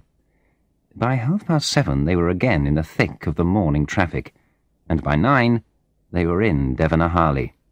Neither Dick nor Shockett had noticed the black ambassador with dark windows which had left the West End just after them and followed them at a safe distance all the way to Devanahali. As Shockett drove the car into the dusty lane, Dick felt butterflies in his stomach. Would Lakshmi be there? What would he say to her? What would her reaction be? Did she have the same feelings for him as he had for her? After all, they had only spoken a few words on the phone. He was basing everything on the glances they had exchanged the last time, on the half-spoken hints on the telephone, on his own feelings. Perhaps he was imagining it all. Why should anyone as beautiful as Lakshmi be in the least interested in a man almost twice her age, with his career in ruins behind him, and from a completely different culture? He cursed himself for building up so many hopes on so little evidence. Yet his hands were trembling as he knocked on the street door. It was Lakshmi herself who opened the door. She was plainly taken completely by surprise. Her face showed shock, then joy, then worry, almost pain. Then she smiled, the most wonderful smile, and asked him to come in. He followed her across the courtyard to the living quarters. She was wearing a simple cotton sari of a deep turquoise colour, with a thin border of crimson and gold. She moved with all the grace he remembered. As she prepared coffee, they talked. It felt as if they had always known each other. Her tense nervousness had left her. She was warm and relaxed. Could this be because her father was not there, Dick wondered? "I tried to call you from Bangalore yesterday," he said, "but then I decided to come anyway." "I am so glad you did, Dick. Our phone's out of order, as usual, but my father is away, I am afraid. He has gone to the wedding of a nephew in Anantapur, but he is due back this evening. I hope you can stay to see him. I can make you some lunch later. He should be back by nightfall. He will be very upset if he finds out he has missed you." "Of course I'll stay, but I don't want to put you to any trouble. I mean—" "Oh, it's no trouble at all. Quite the opposite." She paused, as if in doubt about what she was going to say. When she spoke, her voice was darker, more serious. "Dick, I'm sorry, but I lied to you last time." "What do you mean, lied?" "I told you I was not lonely here. In fact, I'm desperately lonely. It is so isolated here. I have no one I can talk to, really talk to. There is nowhere to go, nothing to do except to take care of my father. And he is becoming more and more difficult. You saw for yourself last time. So, I would be so happy if you would stay until he comes back. I would like to know you better. Will you stay?" "Of course I'll stay. Maybe I shouldn't say this, but I didn't come here again just to see your father. I have thought of you often since I left. I came to see you, too." Lakshmi looked down. He wondered if he had said too much too soon. But when she looked up, she had a radiant smile of pure joy on her face. She said nothing, but poured his coffee for him. Her eyes did not leave his face for a moment as he drank it. "I know what," said Dick suddenly. "Why don't we go out for the day? I've got the car and the driver. There must be somewhere interesting we could go, and it would make a change for you, wouldn't it?" "That's a lovely idea, Dick. But aren't you tired? I don't mind preparing lunch." "No. Come on, Lakshmi. Let's enjoy ourselves. Where's the nearest place we could go?" "Well, there's Nandi Hills, which isn't far away. It would only take about half an hour or so to get to. It was one of Tipu's forts. Then the British made it into a sort of small hill station for holidays in the hot season. There are some nice walks at the top. Is there anywhere we can get lunch there? I think there are a couple of small places, if you don't mind the Indian food." "Great. Let's settle then. I'll wait while you get ready, and then we'll go." Lakshmi returned 15 minutes later, wearing jeans and a shirt. She had tied her hair up in a bun. She looked younger, more athletic. "I hope you don't mind," she said. "I can't go climbing about up there in a sari." As they drove out of the lane, the black ambassador slid out from behind a parked lorry and followed them. Dick and Lakshmi were both too absorbed in their conversation to notice it, but Shockett frowned as he looked in the rear mirror. He had seen the car behind them in the morning. It seemed odd that it should be behind them again now, but he said nothing. Dick wanted to see some statues he had read about, in a temple not far from Devanahalli, so they stopped on the way to the hills. They parked the car in the small dusty lane leading up to the temple entrance. There were the usual small shops selling garlands of jasmine flowers, coconuts and bananas as offerings to the gods, cigarettes and soft drinks, and a variety of cheap-looking copies of the temple statues. Monkeys were fighting over scraps of food in the shade of a big rain tree below the temple steps. From the outside, the temple was unimpressive. Large granite blocks with very little decoration. But inside, it was fantastic. The heavy stone roof was supported by hundreds of pillars, each one carved in the shape of gods, temple dancers, cows, lions, and other mythical animals. The variety was almost too much, yet somehow it all seemed to fit together. Dick went from pillar to pillar, trying to absorb the wealth of detail in each figure. Lakshmi found him standing absorbed in front of a statue of a temple dancer. The naked figure was caught in mid-movement, gracefully standing on one leg, the other raised to knee height. One arm was held slightly away from the body, the hand hanging loosely down. The other arm was held at shoulder height, the fingers formed into a graceful mudra. The breasts were full and naked, the angle of the hips and thighs voluptuously erotic, yet not in the least vulgar. The face shone with a kind of peaceful delight. Dick thought of Lakshmi's smile earlier. "Now I wonder what you're thinking," Lakshmi said from behind him. He turned with a guilty look on his face, hoping she could not see into his thoughts. "What are you blushing for?" A Brahmin priest appeared and offered to chant prayers for them. He did so, then broke a coconut as an offering. Finally, they both took arti, touching their fingers to the burning camphor and taking a spoonful of ganjar water in the palms of their hands before drinking it. As they left the temple, Dick felt that the ceremony they had just performed had tied them still closer together in a way he could not define. They were both silent as they walked back to the car. As the car turned out onto the main road again, the parked black ambassador once again followed. Shockett recognized the car, and he speeded up. The other car speeded up too. The narrow road to the top of Nandi Hills winds up in a series of over 30 tight hairpin bends to a point over 1,500 meters above sea level. The hills are covered by thorn bushes and eucalyptus trees, but there is a lot of bare granite rock exposed to the burning, dry heat. As they negotiated each bend, Shockett had to change down into first gear, and the car shook as it staggered up the next straight slope. With every bend, the view extended until they could see far away across the brown, dusty plateau to other groups of hills in the far distance. Eventually they passed through the narrow gateway into the fort and drove up to the summit.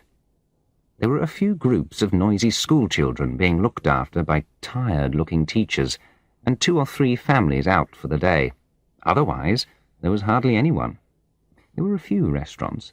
Lakshmi decided that the least bad would probably be the one run by the State Tourism Authority. It had the advantage of being perched on the edge of the mountain top, overlooking the precipice. They took their seats at a dirty table next to the window, which gave a magnificent view of the surrounding landscape. Soon after they had ordered from the menu, a group of 3 men came in and sat at a table on the other side of the room. 2 of them were very dark-skinned and looked thin and hungry. They were dressed in lungis and white shirts which had not been washed for a long time. The third one was pale and fat, with a thick black moustache. He was wearing spotlessly clean white trousers and shirt, with the collar turned up and a pair of black and white shoes. He reminded Dick of a famous Tamil film star. He was obviously the leader, and ordered beer and snacks for the group. They were soon in deep conversation. Dick did not like the look of them, nor the way they kept glancing over in his and Lakshmi's direction. He felt sure they were talking about them. But soon Dick and Lakshmi were so deeply absorbed in each other that they forgot all about the men at the other table. They talked mainly about themselves. Dick told her about his forced retirement, about the breakup of his marriage, about his present inquiry, and his hopes of revenge. A shadow passed across her face when he spoke of revenge, but he did not notice it at the time. Lakshmi listened silently. Then she began to tell him about her own marriage, the way she had been advertised in the bride's column of the newspaper, then inspected by the boy's family, how the dowry had been agreed, and how finally she had married Girijan and moved to Udupi to live with his family. The Indian mother-in-law is not always as cruel as so often described, but clearly Lakshmi had been unlucky. She was badly treated and made to work harder than a servant, and Girijan had been a weak man, certainly not able to stand up to his forceful mother. Things had been worse because Lakshmi had had no children. She had been made to feel guilty by all those malicious relatives and their questions. "Any good news?" and their meaningful looks when she had had to answer, "Not yet." "But, Dick, I couldn't do it all on my own." Dick was about to ask the obvious question when he noticed the great wall of black cloud building up on the horizon and the flashes of lightning. "The monsoon is due any time," said Lakshmi. "I hope it won't break tonight." So Dick's questions went unanswered, and they talked instead about Tipu Sultan, who had built the fort and who had ruled a large kingdom in southern India until defeated by the British at Seringapatnam, just outside Mysore. Tiger Tipu had been a forceful leader and a man without pity. Just below the restaurant where they now sat was Tipu's drop, a vertical rock face which fell 350 meters to the rocks below. One of Tipu's famous punishments was to have his enemies thrown over the edge onto the rocks below. "Let's go and see it before we leave," Dick suggested. "All right, but let's hurry. It's already 3 o'clock." Dick realized with a start that they had been talking for over 2 hours. As they got up to leave, he noticed that the men at the other table had gone. He felt vaguely relieved. Outside, a hot wind had started to blow. They walked down past a small crumbling temple and a few low buildings, out onto the bare top of the mountain. The granite was flaking in layers, like the scalp of some ancient giant. Dick recalled that these were the most ancient rocks on earth. Almost nothing grew there, only some dry grass clinging to cracks in the rocks. As they moved down the skull of the mountain, he looked back at the ominous silhouette of the temple on the brow of the slope. Eventually, they reached the place where people said Tipu had got rid of his enemies. There was a crumbling brick wall overgrown by plants. In the wall there was a gap.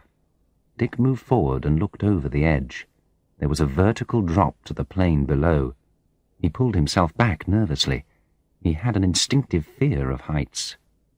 Lakshmi excused herself for a few minutes. "Nature calls," she said, and walked off into some bushes further up the slope.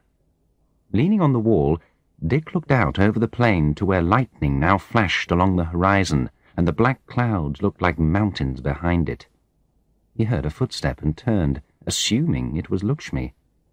As he turned, 2 of the men from the restaurant threw themselves at him. Each one grabbed an arm and began to force him backwards towards the gap in the wall. He could feel the rough bricks digging into his back. The leader, the man with the black and white shoes, stood a few yards back, shouting to them in Tamil. Dick struggled hard and managed to free one arm and push the first man backwards. Then he swung the second man hanging on to his other arm in a wide circle until his head hit the wall with a dull thud. The leader and the first man both ran at him together. The leader had taken out a knife, but he never had time to use it. Lakshmi came racing down the slope, giving out a terrifying scream and, with a classic karate kick to the man's wrist, sent the knife flying high into the air and over the wall. Dick managed to punch the side of the first man's head. Both men now turned away and half ran, half staggered down into the trees. Dick looked round for the second man, but he was gone. Then there was the sound of a car driving off at speed. Dick sat down and leaned his back against the wall. He was shaking, and his face was white from the shock. Lakshmi knelt by him. "Dick, there's blood on your shirt. Let me look." "It's okay, I think. Just a few scratches on my arms, and my back feels sore. I think I must have bruised it on the wall. Nothing serious." "Lakshmi, I think you saved my life just now. But where did you learn to kick like that?" "I was in the karate team when I was at university, Dick. I always knew it would come in useful one day.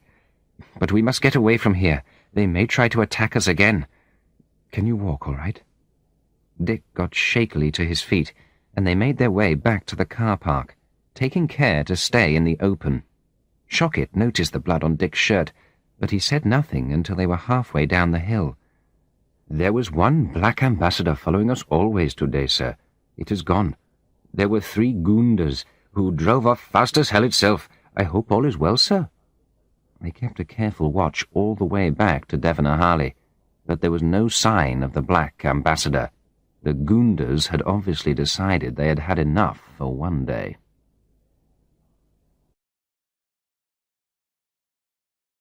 Chapter 13. Devanahalli, May 1990.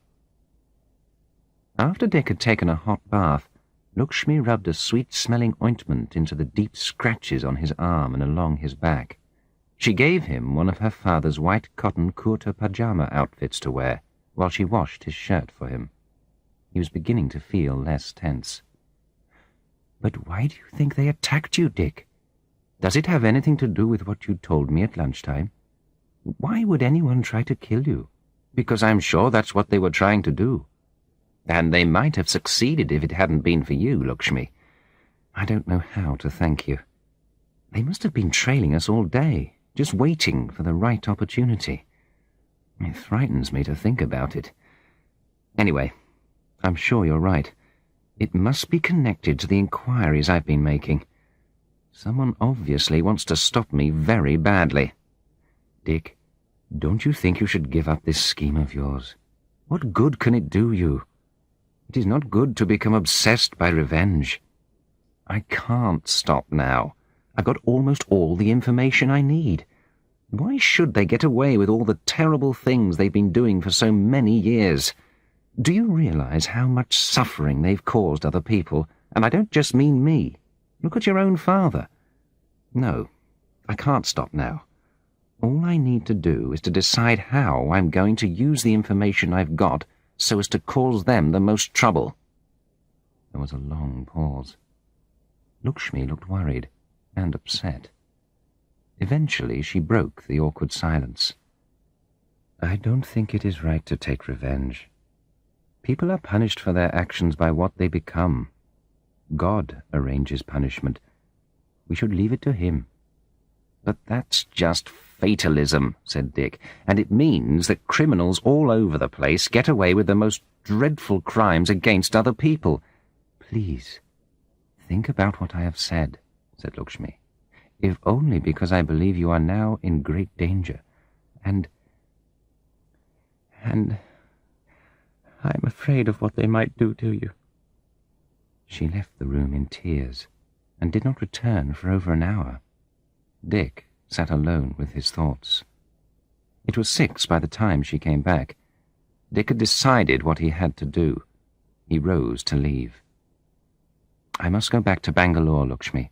Tomorrow I'll fly to Madras. I need to speak to the Vishwanathans face to face. I should have done it before. Then at least they'll know what they're up against. But, Dick, that's walking into trouble. Please don't do it. Don't worry, Lakshmi. I've had an idea. It will be my life insurance policy. I'll tell you about it in a minute. But you can't leave now anyway. My father should be back any time, and it's getting dark. It isn't safe for you to travel in the dark. Supposing those men are waiting for you. Please don't leave. I'm sorry if I upset you by what I said. I meant it, but I can understand how you feel too. Just don't leave me now. We've had such a lovely day together. Well, most of it was lovely. I mean, before they tried to kill you. Who knows when we may be able to see each other again? Please, Dick. Okay. I'll wait until your father comes back. Then I'll decide whether to stay on till tomorrow or not, Dick said. Lakshmi began to prepare supper. Dick sat watching her.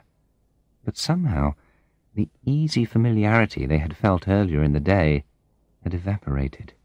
They felt awkward and did not know quite what to say to each other. Perhaps it was their disagreement. Perhaps it was the thought that Nagarajan might walk in at any moment. Perhaps it was the realization that they might never meet again. In the distance there was the sound of thunder. The air was hot and suffocating. By 7:30 Nagarajan had still not returned. They ate supper. Lakshmi looked nervous and worried. Are you worried about your father? No, I'm sure he's all right. If he isn't back by 8, there's not much point in waiting for him. It isn't the first time he has stayed longer than expected. He probably found some old friends to drink with and talk about the good old days. He'll come back when he's ready. 8 o'clock came and went. Dick did not know what to do. He knew he should leave, but he did not want to. Lakshmi had become very important to him, but somehow things had gone wrong between them, and now he felt unsure of what to do about it. Eventually, he took his courage in both hands and spoke. Lakshmi, I don't want to lose you. I'm sorry about our disagreement. I don't want to go back to Bangalore this evening, but I don't know if I should stay. Won't it be bad for your reputation? What about your neighbours? Won't they talk? Tell me what you want me to do. Lakshmi looked him full in the eyes, then walked across to where he was sitting. She took both his hands in hers and held them. I don't care about my reputation, or about what the neighbours might say. I've had enough of this life. It isn't a real life at all. Please stay, Dick. Who knows, my father may turn up after all.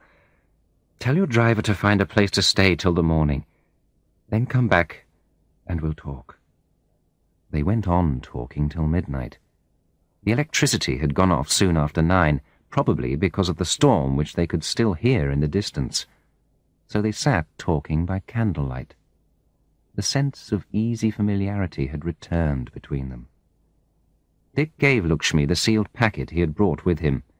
In it was a copy of all the documents he had collected about the Vishwanathans and Lennox. If anything happened to him, she was to send it by registered post to London, to the chairman of the board of directors of Tracton, and to the Daily Mail newspaper. Eventually, Dick got up and they made their way across the courtyard, Dick to his room, Lakshmi to hers. Her father's room was between them. As they said good night, Dick took Lakshmi in his arms and began to kiss her gently, on her hair, her neck, her cheeks. Just at that moment, there was a sudden blinding flash of lightning. Thunder shook the house, and heavy rain began to pour down in torrents, soaking them both. "Come inside," Lakshmi said softly. In her room, she fell into his arms. He felt her body close to him. He lifted her face to him and kissed her. They kissed long and deep, their bodies close against each other. He felt her soft mouth opening for him, her full breasts pressing urgently against him, her hands caressing him. He remembered the temple statue he had seen earlier in the day, and the image melted into the reality of Lakshmi in his arms. As they lay down together, nothing existed except this moment of total surrender to each other. It was as if they had become one person, fused together in this white-hot moment of pleasure. "I love you, Lakshmi." "I love you too, Dick," she murmured. "Hold me, Dick. Please. I need to feel you again." The storm outside grew quieter, but the rain continued to pour until morning. They slept little, and between sleeping and loving, they had long, whispered conversations. Dick stayed with Lakshmi until after lunch. They were both happy to be with each other. He had never felt closer to anyone in his life. They agreed that they would meet as soon as Dick's business with Tracton was over. They made no definite plans, but there was an unspoken understanding between them about a future life together. Lakshmi again saw him off. The lane was full of pools of water from the night rain. She stood, waving as the car turned out of the lane. Behind her, the Nandi hills were sharply outlined against the rain-washed air.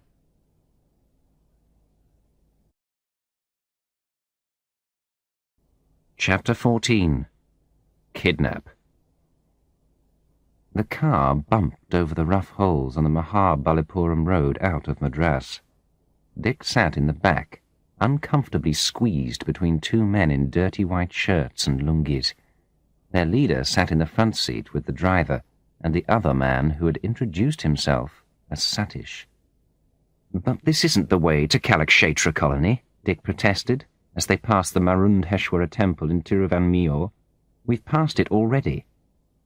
"We are going somewhere quieter," said Satish menacingly. "Please do not be alarmed, and don't even think of trying anything." But the palms of Dick's hands began to sweat as they drove farther and farther out of the city. The two men in the back stank of stale cigarettes, coconut oil pomade, and pan. He began to feel sick, and he cursed himself for being so stupid. As soon as he had returned to Madras, he had called Vish to arrange a meeting. Vish had been unusually polite, even friendly. He had agreed to come to Dick's room at the club at 6 the following evening. Instead, he had sent Satish with a message to say that he was unwell, but could see Dick at home. The car would take him and bring him back. Dick had been deceived by Satish's educated accent and smart appearance. Satish had politely held the back door open for him outside the club. He himself had got in next to the driver. Everything seemed so normal and civilized. But when the car reached the Theosophical Society grounds, it slowed down and stopped. The back doors on both sides were thrown open and 2 men jumped in, one on either side of him. Dick immediately recognized them as his attackers at Nandy Hills. At the same time, their leader got into the front seat beside Satish. Dick had struggled to get out of the car, but one of the men pressed something hard and sharp into his side. By then, the car was speeding out of the city, and the dark windows made it impossible for him to attract anyone's attention outside. He had fallen into the trap like an idiot. The car bumped quickly along the narrow road in the dark. From time to time it slowed to avoid the water lorries, driving towards them at high speed in the middle of the road. Madras is permanently short of water, and water is driven into the city in lorries. But the drivers were often drunk on toddy or arak, and drove with no thought for others, and usually without headlights.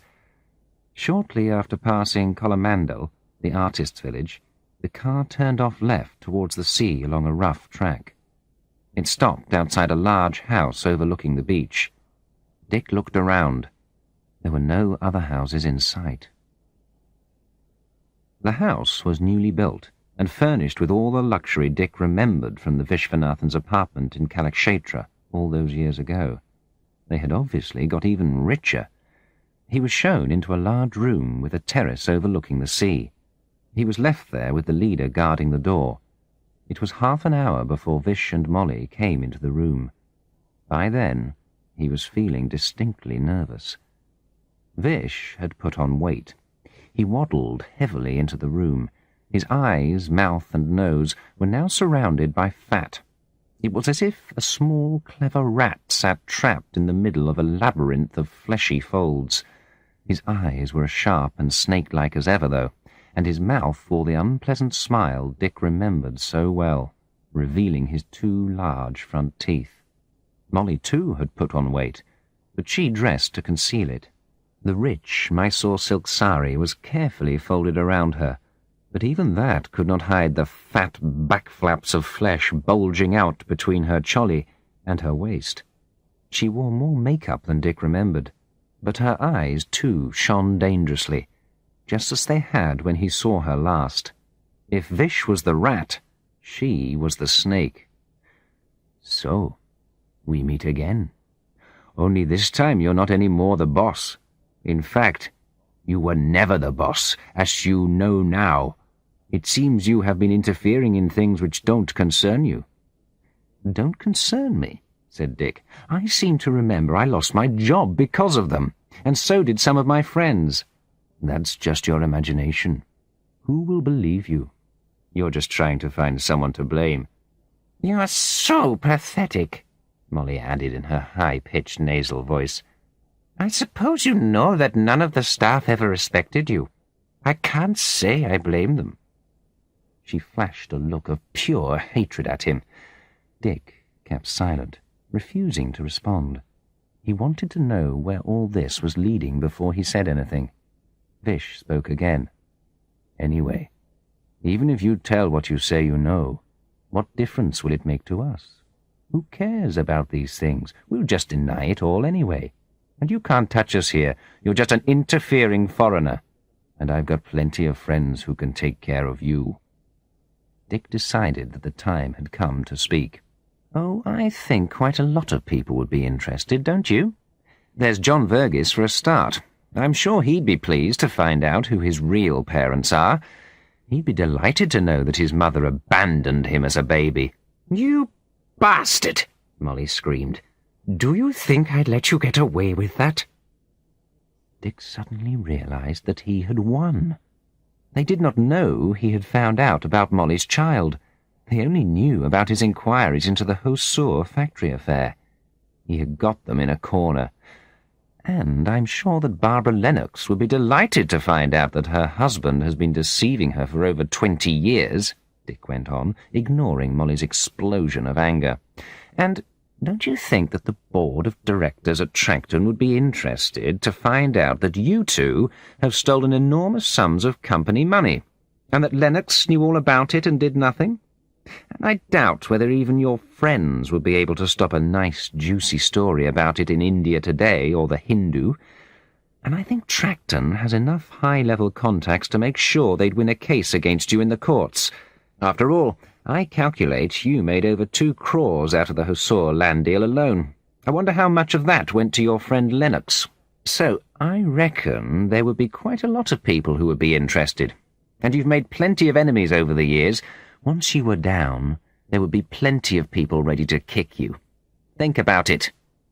"We have already thought about it," said Vish threateningly. "And we've decided that we can't let you go around spreading your white man's dirt about us. You seem to forget that I am a Brahmin. Do you think I can allow a shit-face like you to pollute me? You must be out of your mind." "I don't see that you can do anything to stop me," said Dick, but his heart was beginning to beat faster as he said so. "Oh, no," Vish replied. "I think it is quite simple to do something. Just step outside for a moment." They moved to the terrace. Dick could hear the wind in the palm trees. The waves pounded heavily on the beach below. It was cloudy and pitch dark. He could just make out the white foam capping the waves as they broke. "It's a lovely night for a swim, isn't it?" said Vish menacingly. "Of course, the sea is very powerful here. People are always getting carried away, especially foreign tourists who don't realize the danger. It's worse if they're drunk, of course, and you will be drunk. Shankar, come." The man with the black and white shoes moved quickly behind Dick and held his arms. The other 2 men pushed him back into the room and tied him to a chair. Satish stood behind him and pulled his head back. They forced his mouth open and poured in a glass of whiskey. He coughed and spluttered, but most of it went down. "You always were a heavy drinker, weren't you?" came Molly's voice from behind him. "Such a pity you never learned when to stop. So decadent, really." Dick knew that if he didn't speak up now, he was finished. His body would be washed up somewhere down the coast, and no one would ever suspect murder. "There's just one thing," he shouted as the men pulled his head back again. "If anything happens to me, 1 set of the papers containing the evidence will be sent to Tracton. Another set will go to the newspapers. Accidents may happen, but they'd better not happen to me." The men suddenly let go of his head. He could not see what was happening, but he overheard a confused, whispered discussion in Tamil going on behind him. After what seemed a very long time, Vish waddled round the chair to face him. He leaned towards him with an evil, angry look on his face. "All right. You win. Today. I'm going to let you go.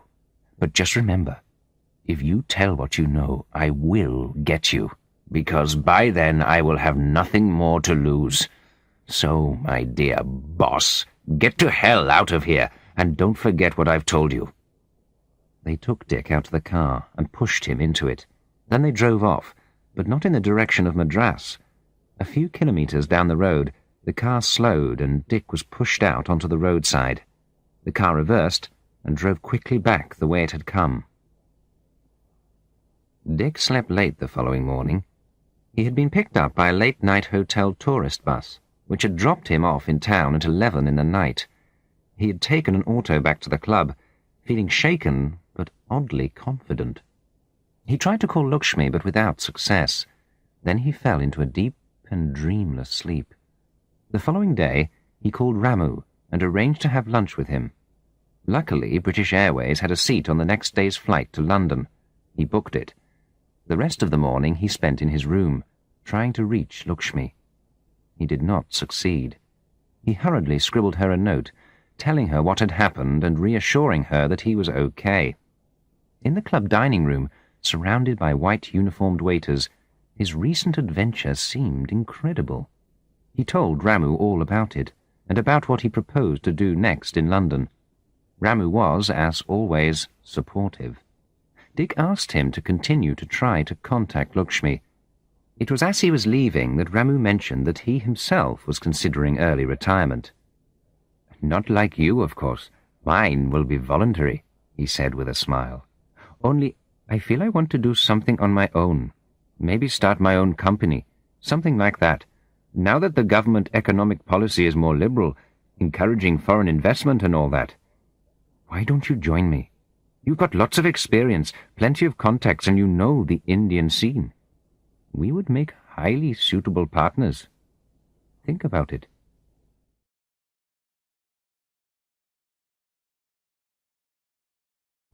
Chapter 15. Tea Time in Barnes. London, June 1990. It was not difficult to arrange to meet Barbara Lennox. She remembered him, of course, and agreed to see him again to hear news of her good friends, the Vishwanathans.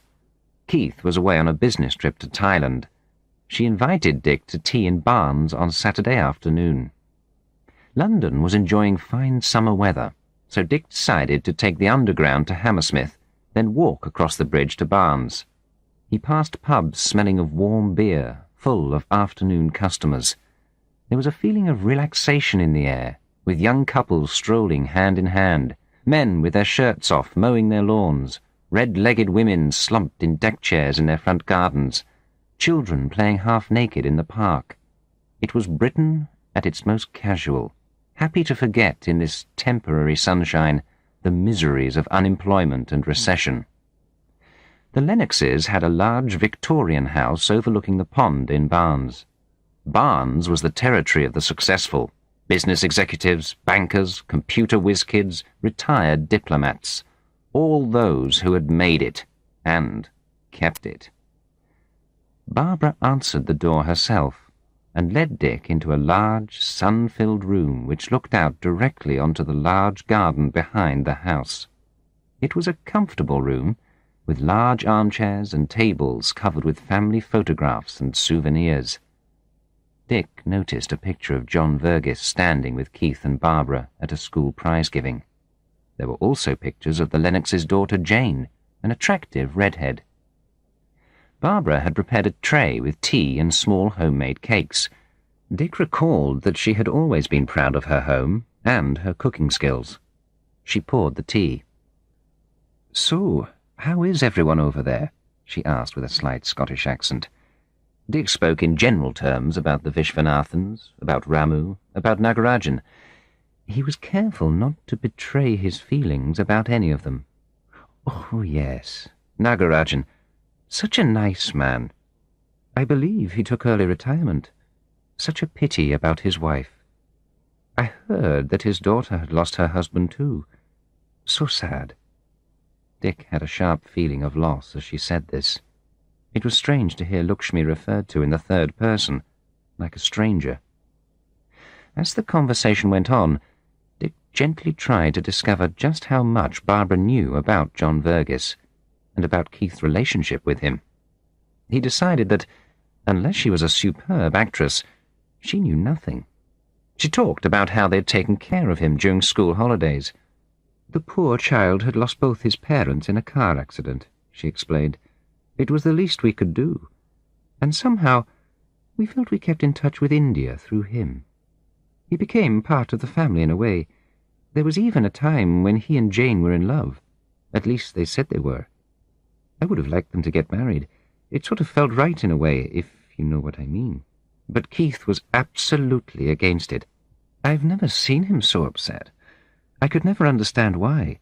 After all, he's not colour-prejudiced or anything like that. But there was no way I could talk him round. Funny, really. Anyway, Jane married Nigel last year. He's a diplomat, and they're in Senegal now.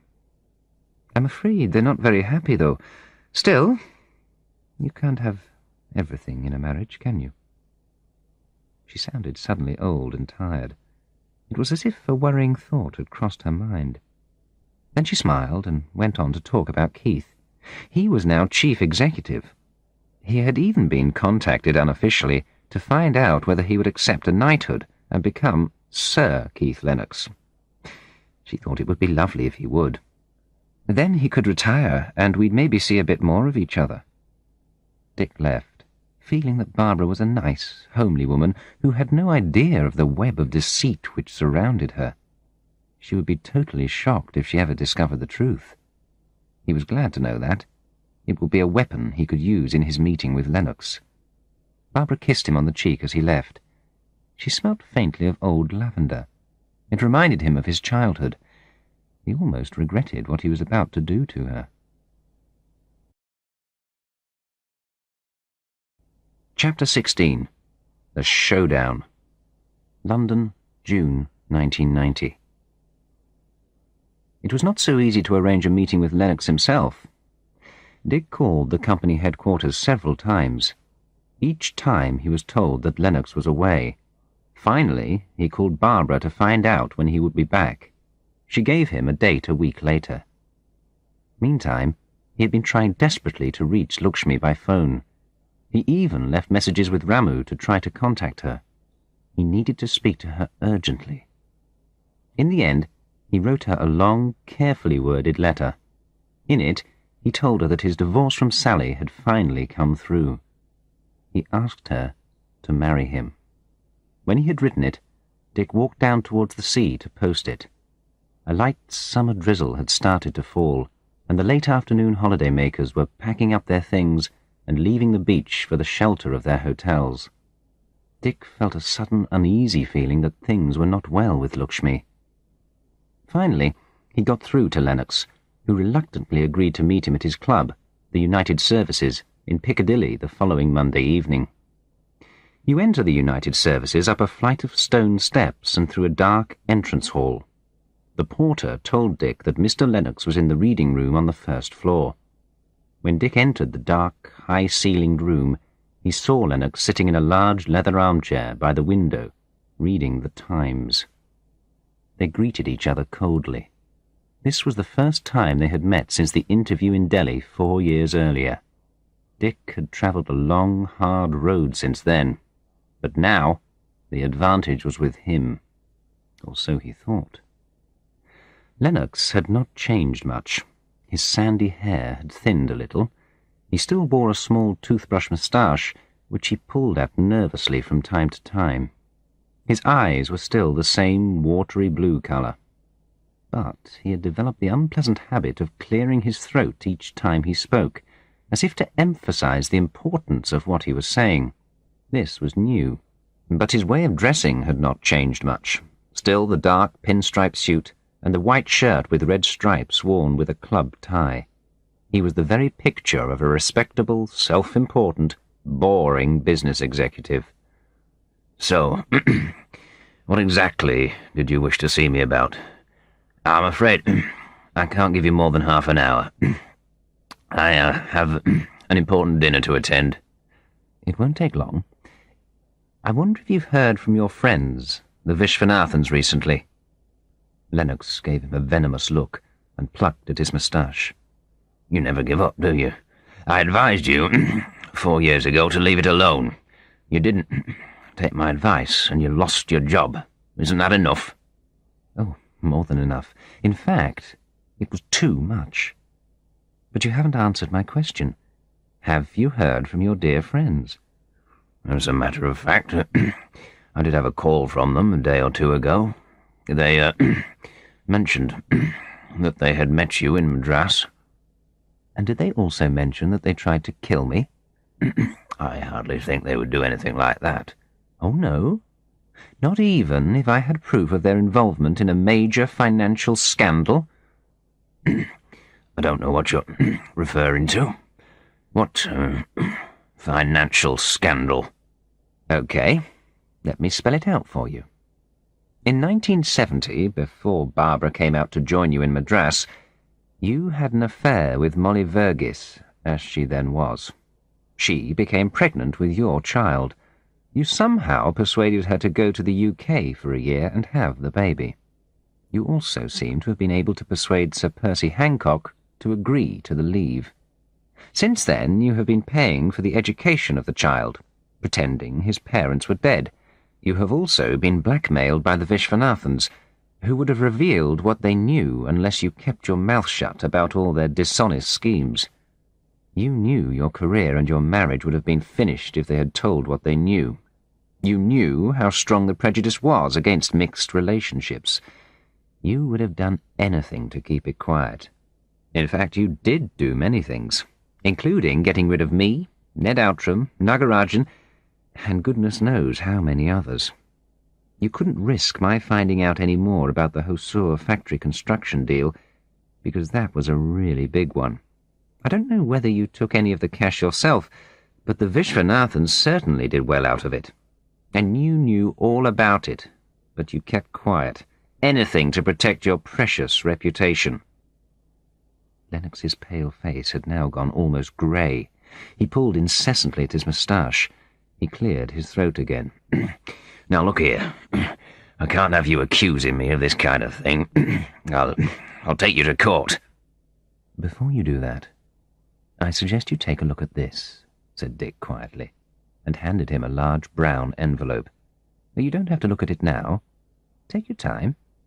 You'll find it makes very interesting reading.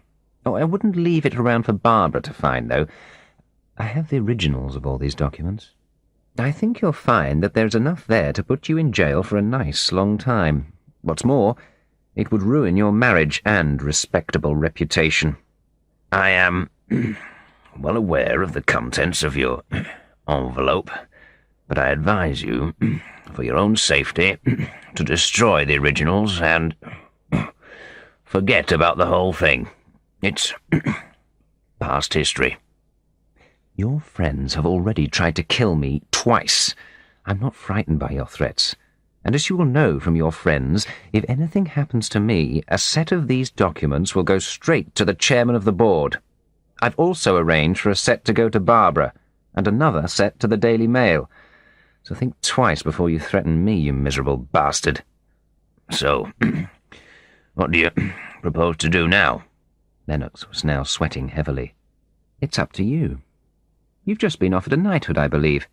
I want you to refuse it. Then I want you to resign from the company. Finally, I want you to pay £100,000 each to Nagarajan and Ned Outram.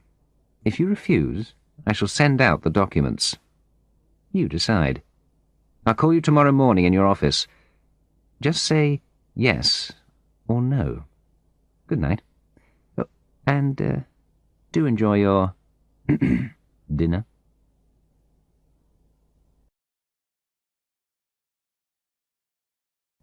Chapter 17. In God's Hands. Things moved quickly after that. The same evening, after he had returned to Hove, Dick managed to get through to Lakshmi at last. She told him that her father had died of a heart attack a week earlier. She sounded quite calm, but Dick desperately wanted to be with her. "Lakshmi, I'm so sorry. I feel helpless here. I want to be with you, to help you." "It's all right, Dick. Please don't worry. My father was already dead inside. It may be better for him like this. Perhaps he is with my mother again. Don't worry about me. I can manage as long as I know you are there. Did you get my letter, Lakshmi? Will you marry me?" "Yes, I did, Dick. And I do want to marry you. Now my father is dead, there is nothing to keep me here. But I'm still worried about your thoughts of revenge. How can you hurt that poor, innocent woman? Or the son, John? They have done nothing to you. I want you to give up the idea. I don't think I could marry a man who would do that. Please think about it and tell me what you decide. I couldn't live with a man who did a thing like that." "But Lakshmi, I have Lennox where I want him. He's trapped. How can I give up now? He deserves it, and so do the Vishwanathans. Can't you understand?" "Dick, I can understand, but I can't agree. I told you before we should leave judgment to God. People like that are punished by what they become. Leave it at that, and don't make innocent people suffer. I'm sorry, Dick.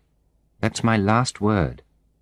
If you go ahead with this, I can't see you again." The line was suddenly cut. Dick was not sure whether it was the Indian telecommunications or whether Lakshmi had put down the telephone on him. He repeatedly tried to call again, but every time the number rang with the engaged tone. He went to bed in a confusion of doubt and uncertainty. How could she be so obstinate? Even her own father had been destroyed by these bastards. Couldn't she see that? But she obviously meant what she said. Yet how could he live without her now? He could not imagine a life which did not include her. It was 3 a.m. before he finally fell into an uneasy sleep, and when he woke, his mind was still confused about what to do. The next morning, he called Lennox. "The answer's no. I won't give in to blackmail." "Okay. I gave you the choice. You know what the consequences will be. Goodbye." In the afternoon he called Barbara Lennox and asked if he could visit her briefly the next day. He told her he had a small packet for her, which he had forgotten the last time. She told him she would be at home in the afternoon, and to come for tea. Later that evening he received a call from Ramu. "Dick, did you get my letter? I have not been hearing from you, so I am asking myself, is something wrong?" "No, nothing wrong, Ramu. But I haven't had any letter from you. What's it about? Is everything okay with you?" "Yes, fine. But I wrote to you about our business deal. Please let me know what you think of my idea as soon as possible. It's too complicated to talk about on the phone, but we need to make a decision very soon. This is the right time. Dick, I must ring off now. Please call me when you get my letter. Take care." Dick replaced the receiver thoughtfully. So, Ramu had been serious about them becoming business partners. He went down to the mailbox. There, among the junk mail and the bills, was Ramu's letter. He took it upstairs, poured himself a glass of wine, and sat down to read it. "Dear Dick, I want to ask you if you have thought any more about my business proposal. Now that the regulations on foreign investment have been relaxed, there are lots of opportunities for us. I'd really like you to go into partnership with me. I've enclosed all the details. Please have a look at them carefully and let me know as soon as possible. Now is the time, so that we are first in the market before other people get the same idea. If we don't do it now, we'll lose our advantage. Also, if I have understood properly, you might wish to spend more time in India now, perhaps, with a certain young lady? You know that Madras is the gossip capital of the world, isn't it? If you are needing best man, I am always willing to oblige. With my good wishes to you, as always, yours, Ramu." The next morning, Dick took the train to London. On the way up, he thought back over everything, especially Lakshmi's threat not to marry him if he carried out his plan. Surely she could not be serious. But he remembered how upset she had been the last time. It made him angry to think of the way Nagarajan had become, and of his death. His mind went back to the miserable life Ned was leading in Bath. He thought about the way his own career had been ruined. Why should these criminals, Lennox, Vish, and Molly, be allowed to go free? It was impossible to let them go. He would have to do what he had decided, even if Lakshmi disapproved. This time he took a taxi to Barnes. He was surprised when Barbara opened the door to him. She was in tears. Her hair was uncombed, and it looked as if she had slept in her clothes. "Please come in," she said in a shaky voice. "I don't know what's wrong with me, but I can't stop crying. I've been like this since yesterday. I can't seem to concentrate on anything. My head is full of terrible thoughts. I can't sleep. I can't eat. It makes me feel sick even to think of food. My hands keep trembling. I'm terribly sorry about all this. I'm so ashamed to be crying like this. I don't know if I can even make your tea. My hands are shaking so much. It's terrible to feel like this. Every way I turn there is another black thought. I feel trapped in my own life. There is no escape. Do you understand what I'm trying to say?" "Oh, no. How could you? I must seem like just another one of those hysterical middle-aged women you read about in the newspaper. But this is real. I thought I was walking on solid earth, and now I am falling down a deep black hole. Nothing is solid any more. My life has fallen to pieces. I was living in a dream. Now I'm locked in a nightmare. I'm sorry. I need to sit down." He sat her down in the kitchen and made tea for her. He tried to comfort her and to find out what had caused her breakdown. The cup of tea seemed to calm her nerves. She stopped crying and began to talk more coherently. "I'm sorry to be like this," she said, "but I have to talk to someone. I can't keep it all inside me any longer. I feel as if I was going to explode. Please, just listen and tell me if you think I'm mad. I suppose I've had India on my mind since your last visit. It brought back memories of the time when Keith and I first went out there all those years ago. I kept remembering scenes from our life in Madras. I have a very good memory, and the looks on people's faces, snatches of conversations at parties started to come back to me. There was something worrying me, but I couldn't put my finger on what it was. Until last night. Keith didn't come home last night. He had an important dinner and decided to stay at his club. He often does that, so I'm used to it. Anyway, there was nothing interesting on the TV, so I started to look at our old photograph albums. It was the thoughts of India that started me off, I think. So there I was, looking at all those photographs. Parties, receptions, birthdays, picnics at the beach, hill stations, the Taj Mahal, you know. And still there was this something worrying me, a vague thought at the back of my mind. She paused to blow her nose. I realized that one of our albums wasn't there, so I started to look for it. After I'd looked everywhere else, I wondered whether it might be in Keith's study. I don't know what made me think of that. I don't usually go in there when he isn't here. But I went in this time, and sure enough, there it was under a pile of papers on his desk. I couldn't think what he wanted it for. Maybe he had been thinking about the old days too. Goodness knows why. But as I took it from the desk, an envelope fell on the floor. The handwriting looked familiar. I picked it up. Inside there was just one photograph. I'd never seen it before. Here it is. She passed Dick a yellowing black and white photograph. He realized with a shock that he had seen it before. It was the photograph of Molly and Keith which Ned had sent him. It was obvious that they were in love with each other, but in case there was any doubt, Molly had written on the back, "For my darling Keith, our unforgettable day and night, with all my love, Molly." She had also written the date. He silently handed the photograph back to Barbara. "How stupid I have been," she moaned, starting to cry again. "I should have realized there was something strange going on. But, you know, sometimes you just don't notice what is right in front of your eyes. Look at the date. That was a month before I went out to India to join Keith. They were lovers. I can't believe it, but they were lovers." She broke down in tears again. Then I began to think of all the other suspicious things that had happened. Molly going to England so suddenly to look after an old uncle. Then John becoming one of the family. My God, he certainly was one of the family. And I realized why Keith had prevented John from marrying Jane. And somehow I simply didn't suspect anything. That's the terrible thing. But the worst thing is not that they were lovers. I would have forgiven Keith that.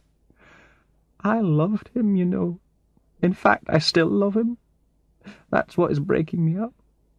No, I would have been able to forgive him, but the worst thing was that they went on fooling me for over 20 years, and I was blind to it all. How could I have been so blind, so stupid? And as I went on thinking, scenes came back to me. Looks exchanged, embarrassing silences. It all added up. What is it that makes us so trusting, so easy to deceive? I realized that my life with Keith, the life of secure happiness, had been based on a lie. It wasn't what I thought it was at all. And my nerves snapped, and now look at me. I'm over 50. My marriage is in ruins and I have no one to help me. No one. I thought of killing myself, you know. Last night I got up and went into the kitchen. I closed the windows and the door and turned on the gas in the oven. But then I realized I couldn't do it. I can't bear to live, but I haven't got the courage to kill myself. What am I going to do? How can I face Keith now? Oh, my God! Her shoulders shook as she began to cry again. She was clearly in a state of shock. Dick felt powerless to do anything, yet he could not simply walk away and leave her.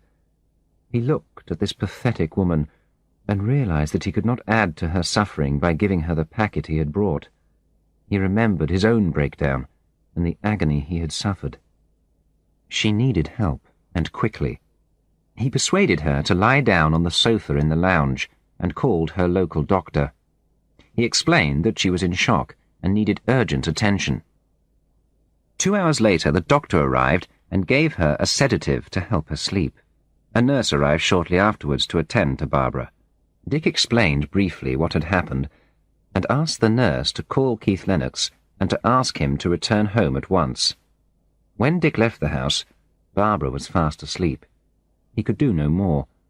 Keith would now have to face the problem he had created. Lakshmi had been right. People are punished by what they become. He walked back to Hammersmith, deep in thought. What had Lakshmi said? God arranges punishment. We should leave it to him. It seemed that she was right after all. He decided to call her as soon as he got home. Tomorrow he would book a seat on the first plane to Madras. There was a future after all. He stopped in the middle of Putney Bridge and looked down at the Thames swirling below. Taking out the envelope, he tore it open and dropped the contents page by page into the water. They floated gently down and were carried swiftly away on the current. Enough was enough. Postscript, 1997. Dick is sitting under a rain tree in the large garden of his house in a suburb of Bangalore. It is tea time. Lakshmi joins him, carrying their 2-year-old daughter, Rukmini. Their 5-year-old son, Arjun, will soon be back from school. Dick's partnership with Ramu has done very well. They now have offices in Madras, Bangalore, Bombay and Delhi. Their services are in great demand among overseas companies planning to set up in India. Life is good for them. It has not been so good for some other people. Barbara somehow managed to repair her marriage with Keith, but disaster of another kind hit them. In 1994, Tracton collapsed under heavy debts. Keith was arrested in London for misusing company funds. After a long trial, widely reported in the newspapers, he was sentenced to 3 years in jail. He comes out next year. People who know Barbara and Keith well say that he is now a broken man. Last year, Vish and Molly met with a serious accident. They were driving into town from their beach house when their car ran into a water lorry. Vish is now severely brain damaged. He cannot talk and spends his days in a darkened room. Molly was luckier. She could walk, but she went through the windscreen of the car. Her face was so badly cut that she has permanent scars. Not even plastic surgeons could help. It seems she never goes anywhere nowadays. Lakshmi goes back to the house to fetch Arjun. As he sips his tea, Dick thinks again of her wise words. We should leave punishment to God. Dick felt eternally grateful that he had not tried to play God. God was definitely better at it than him.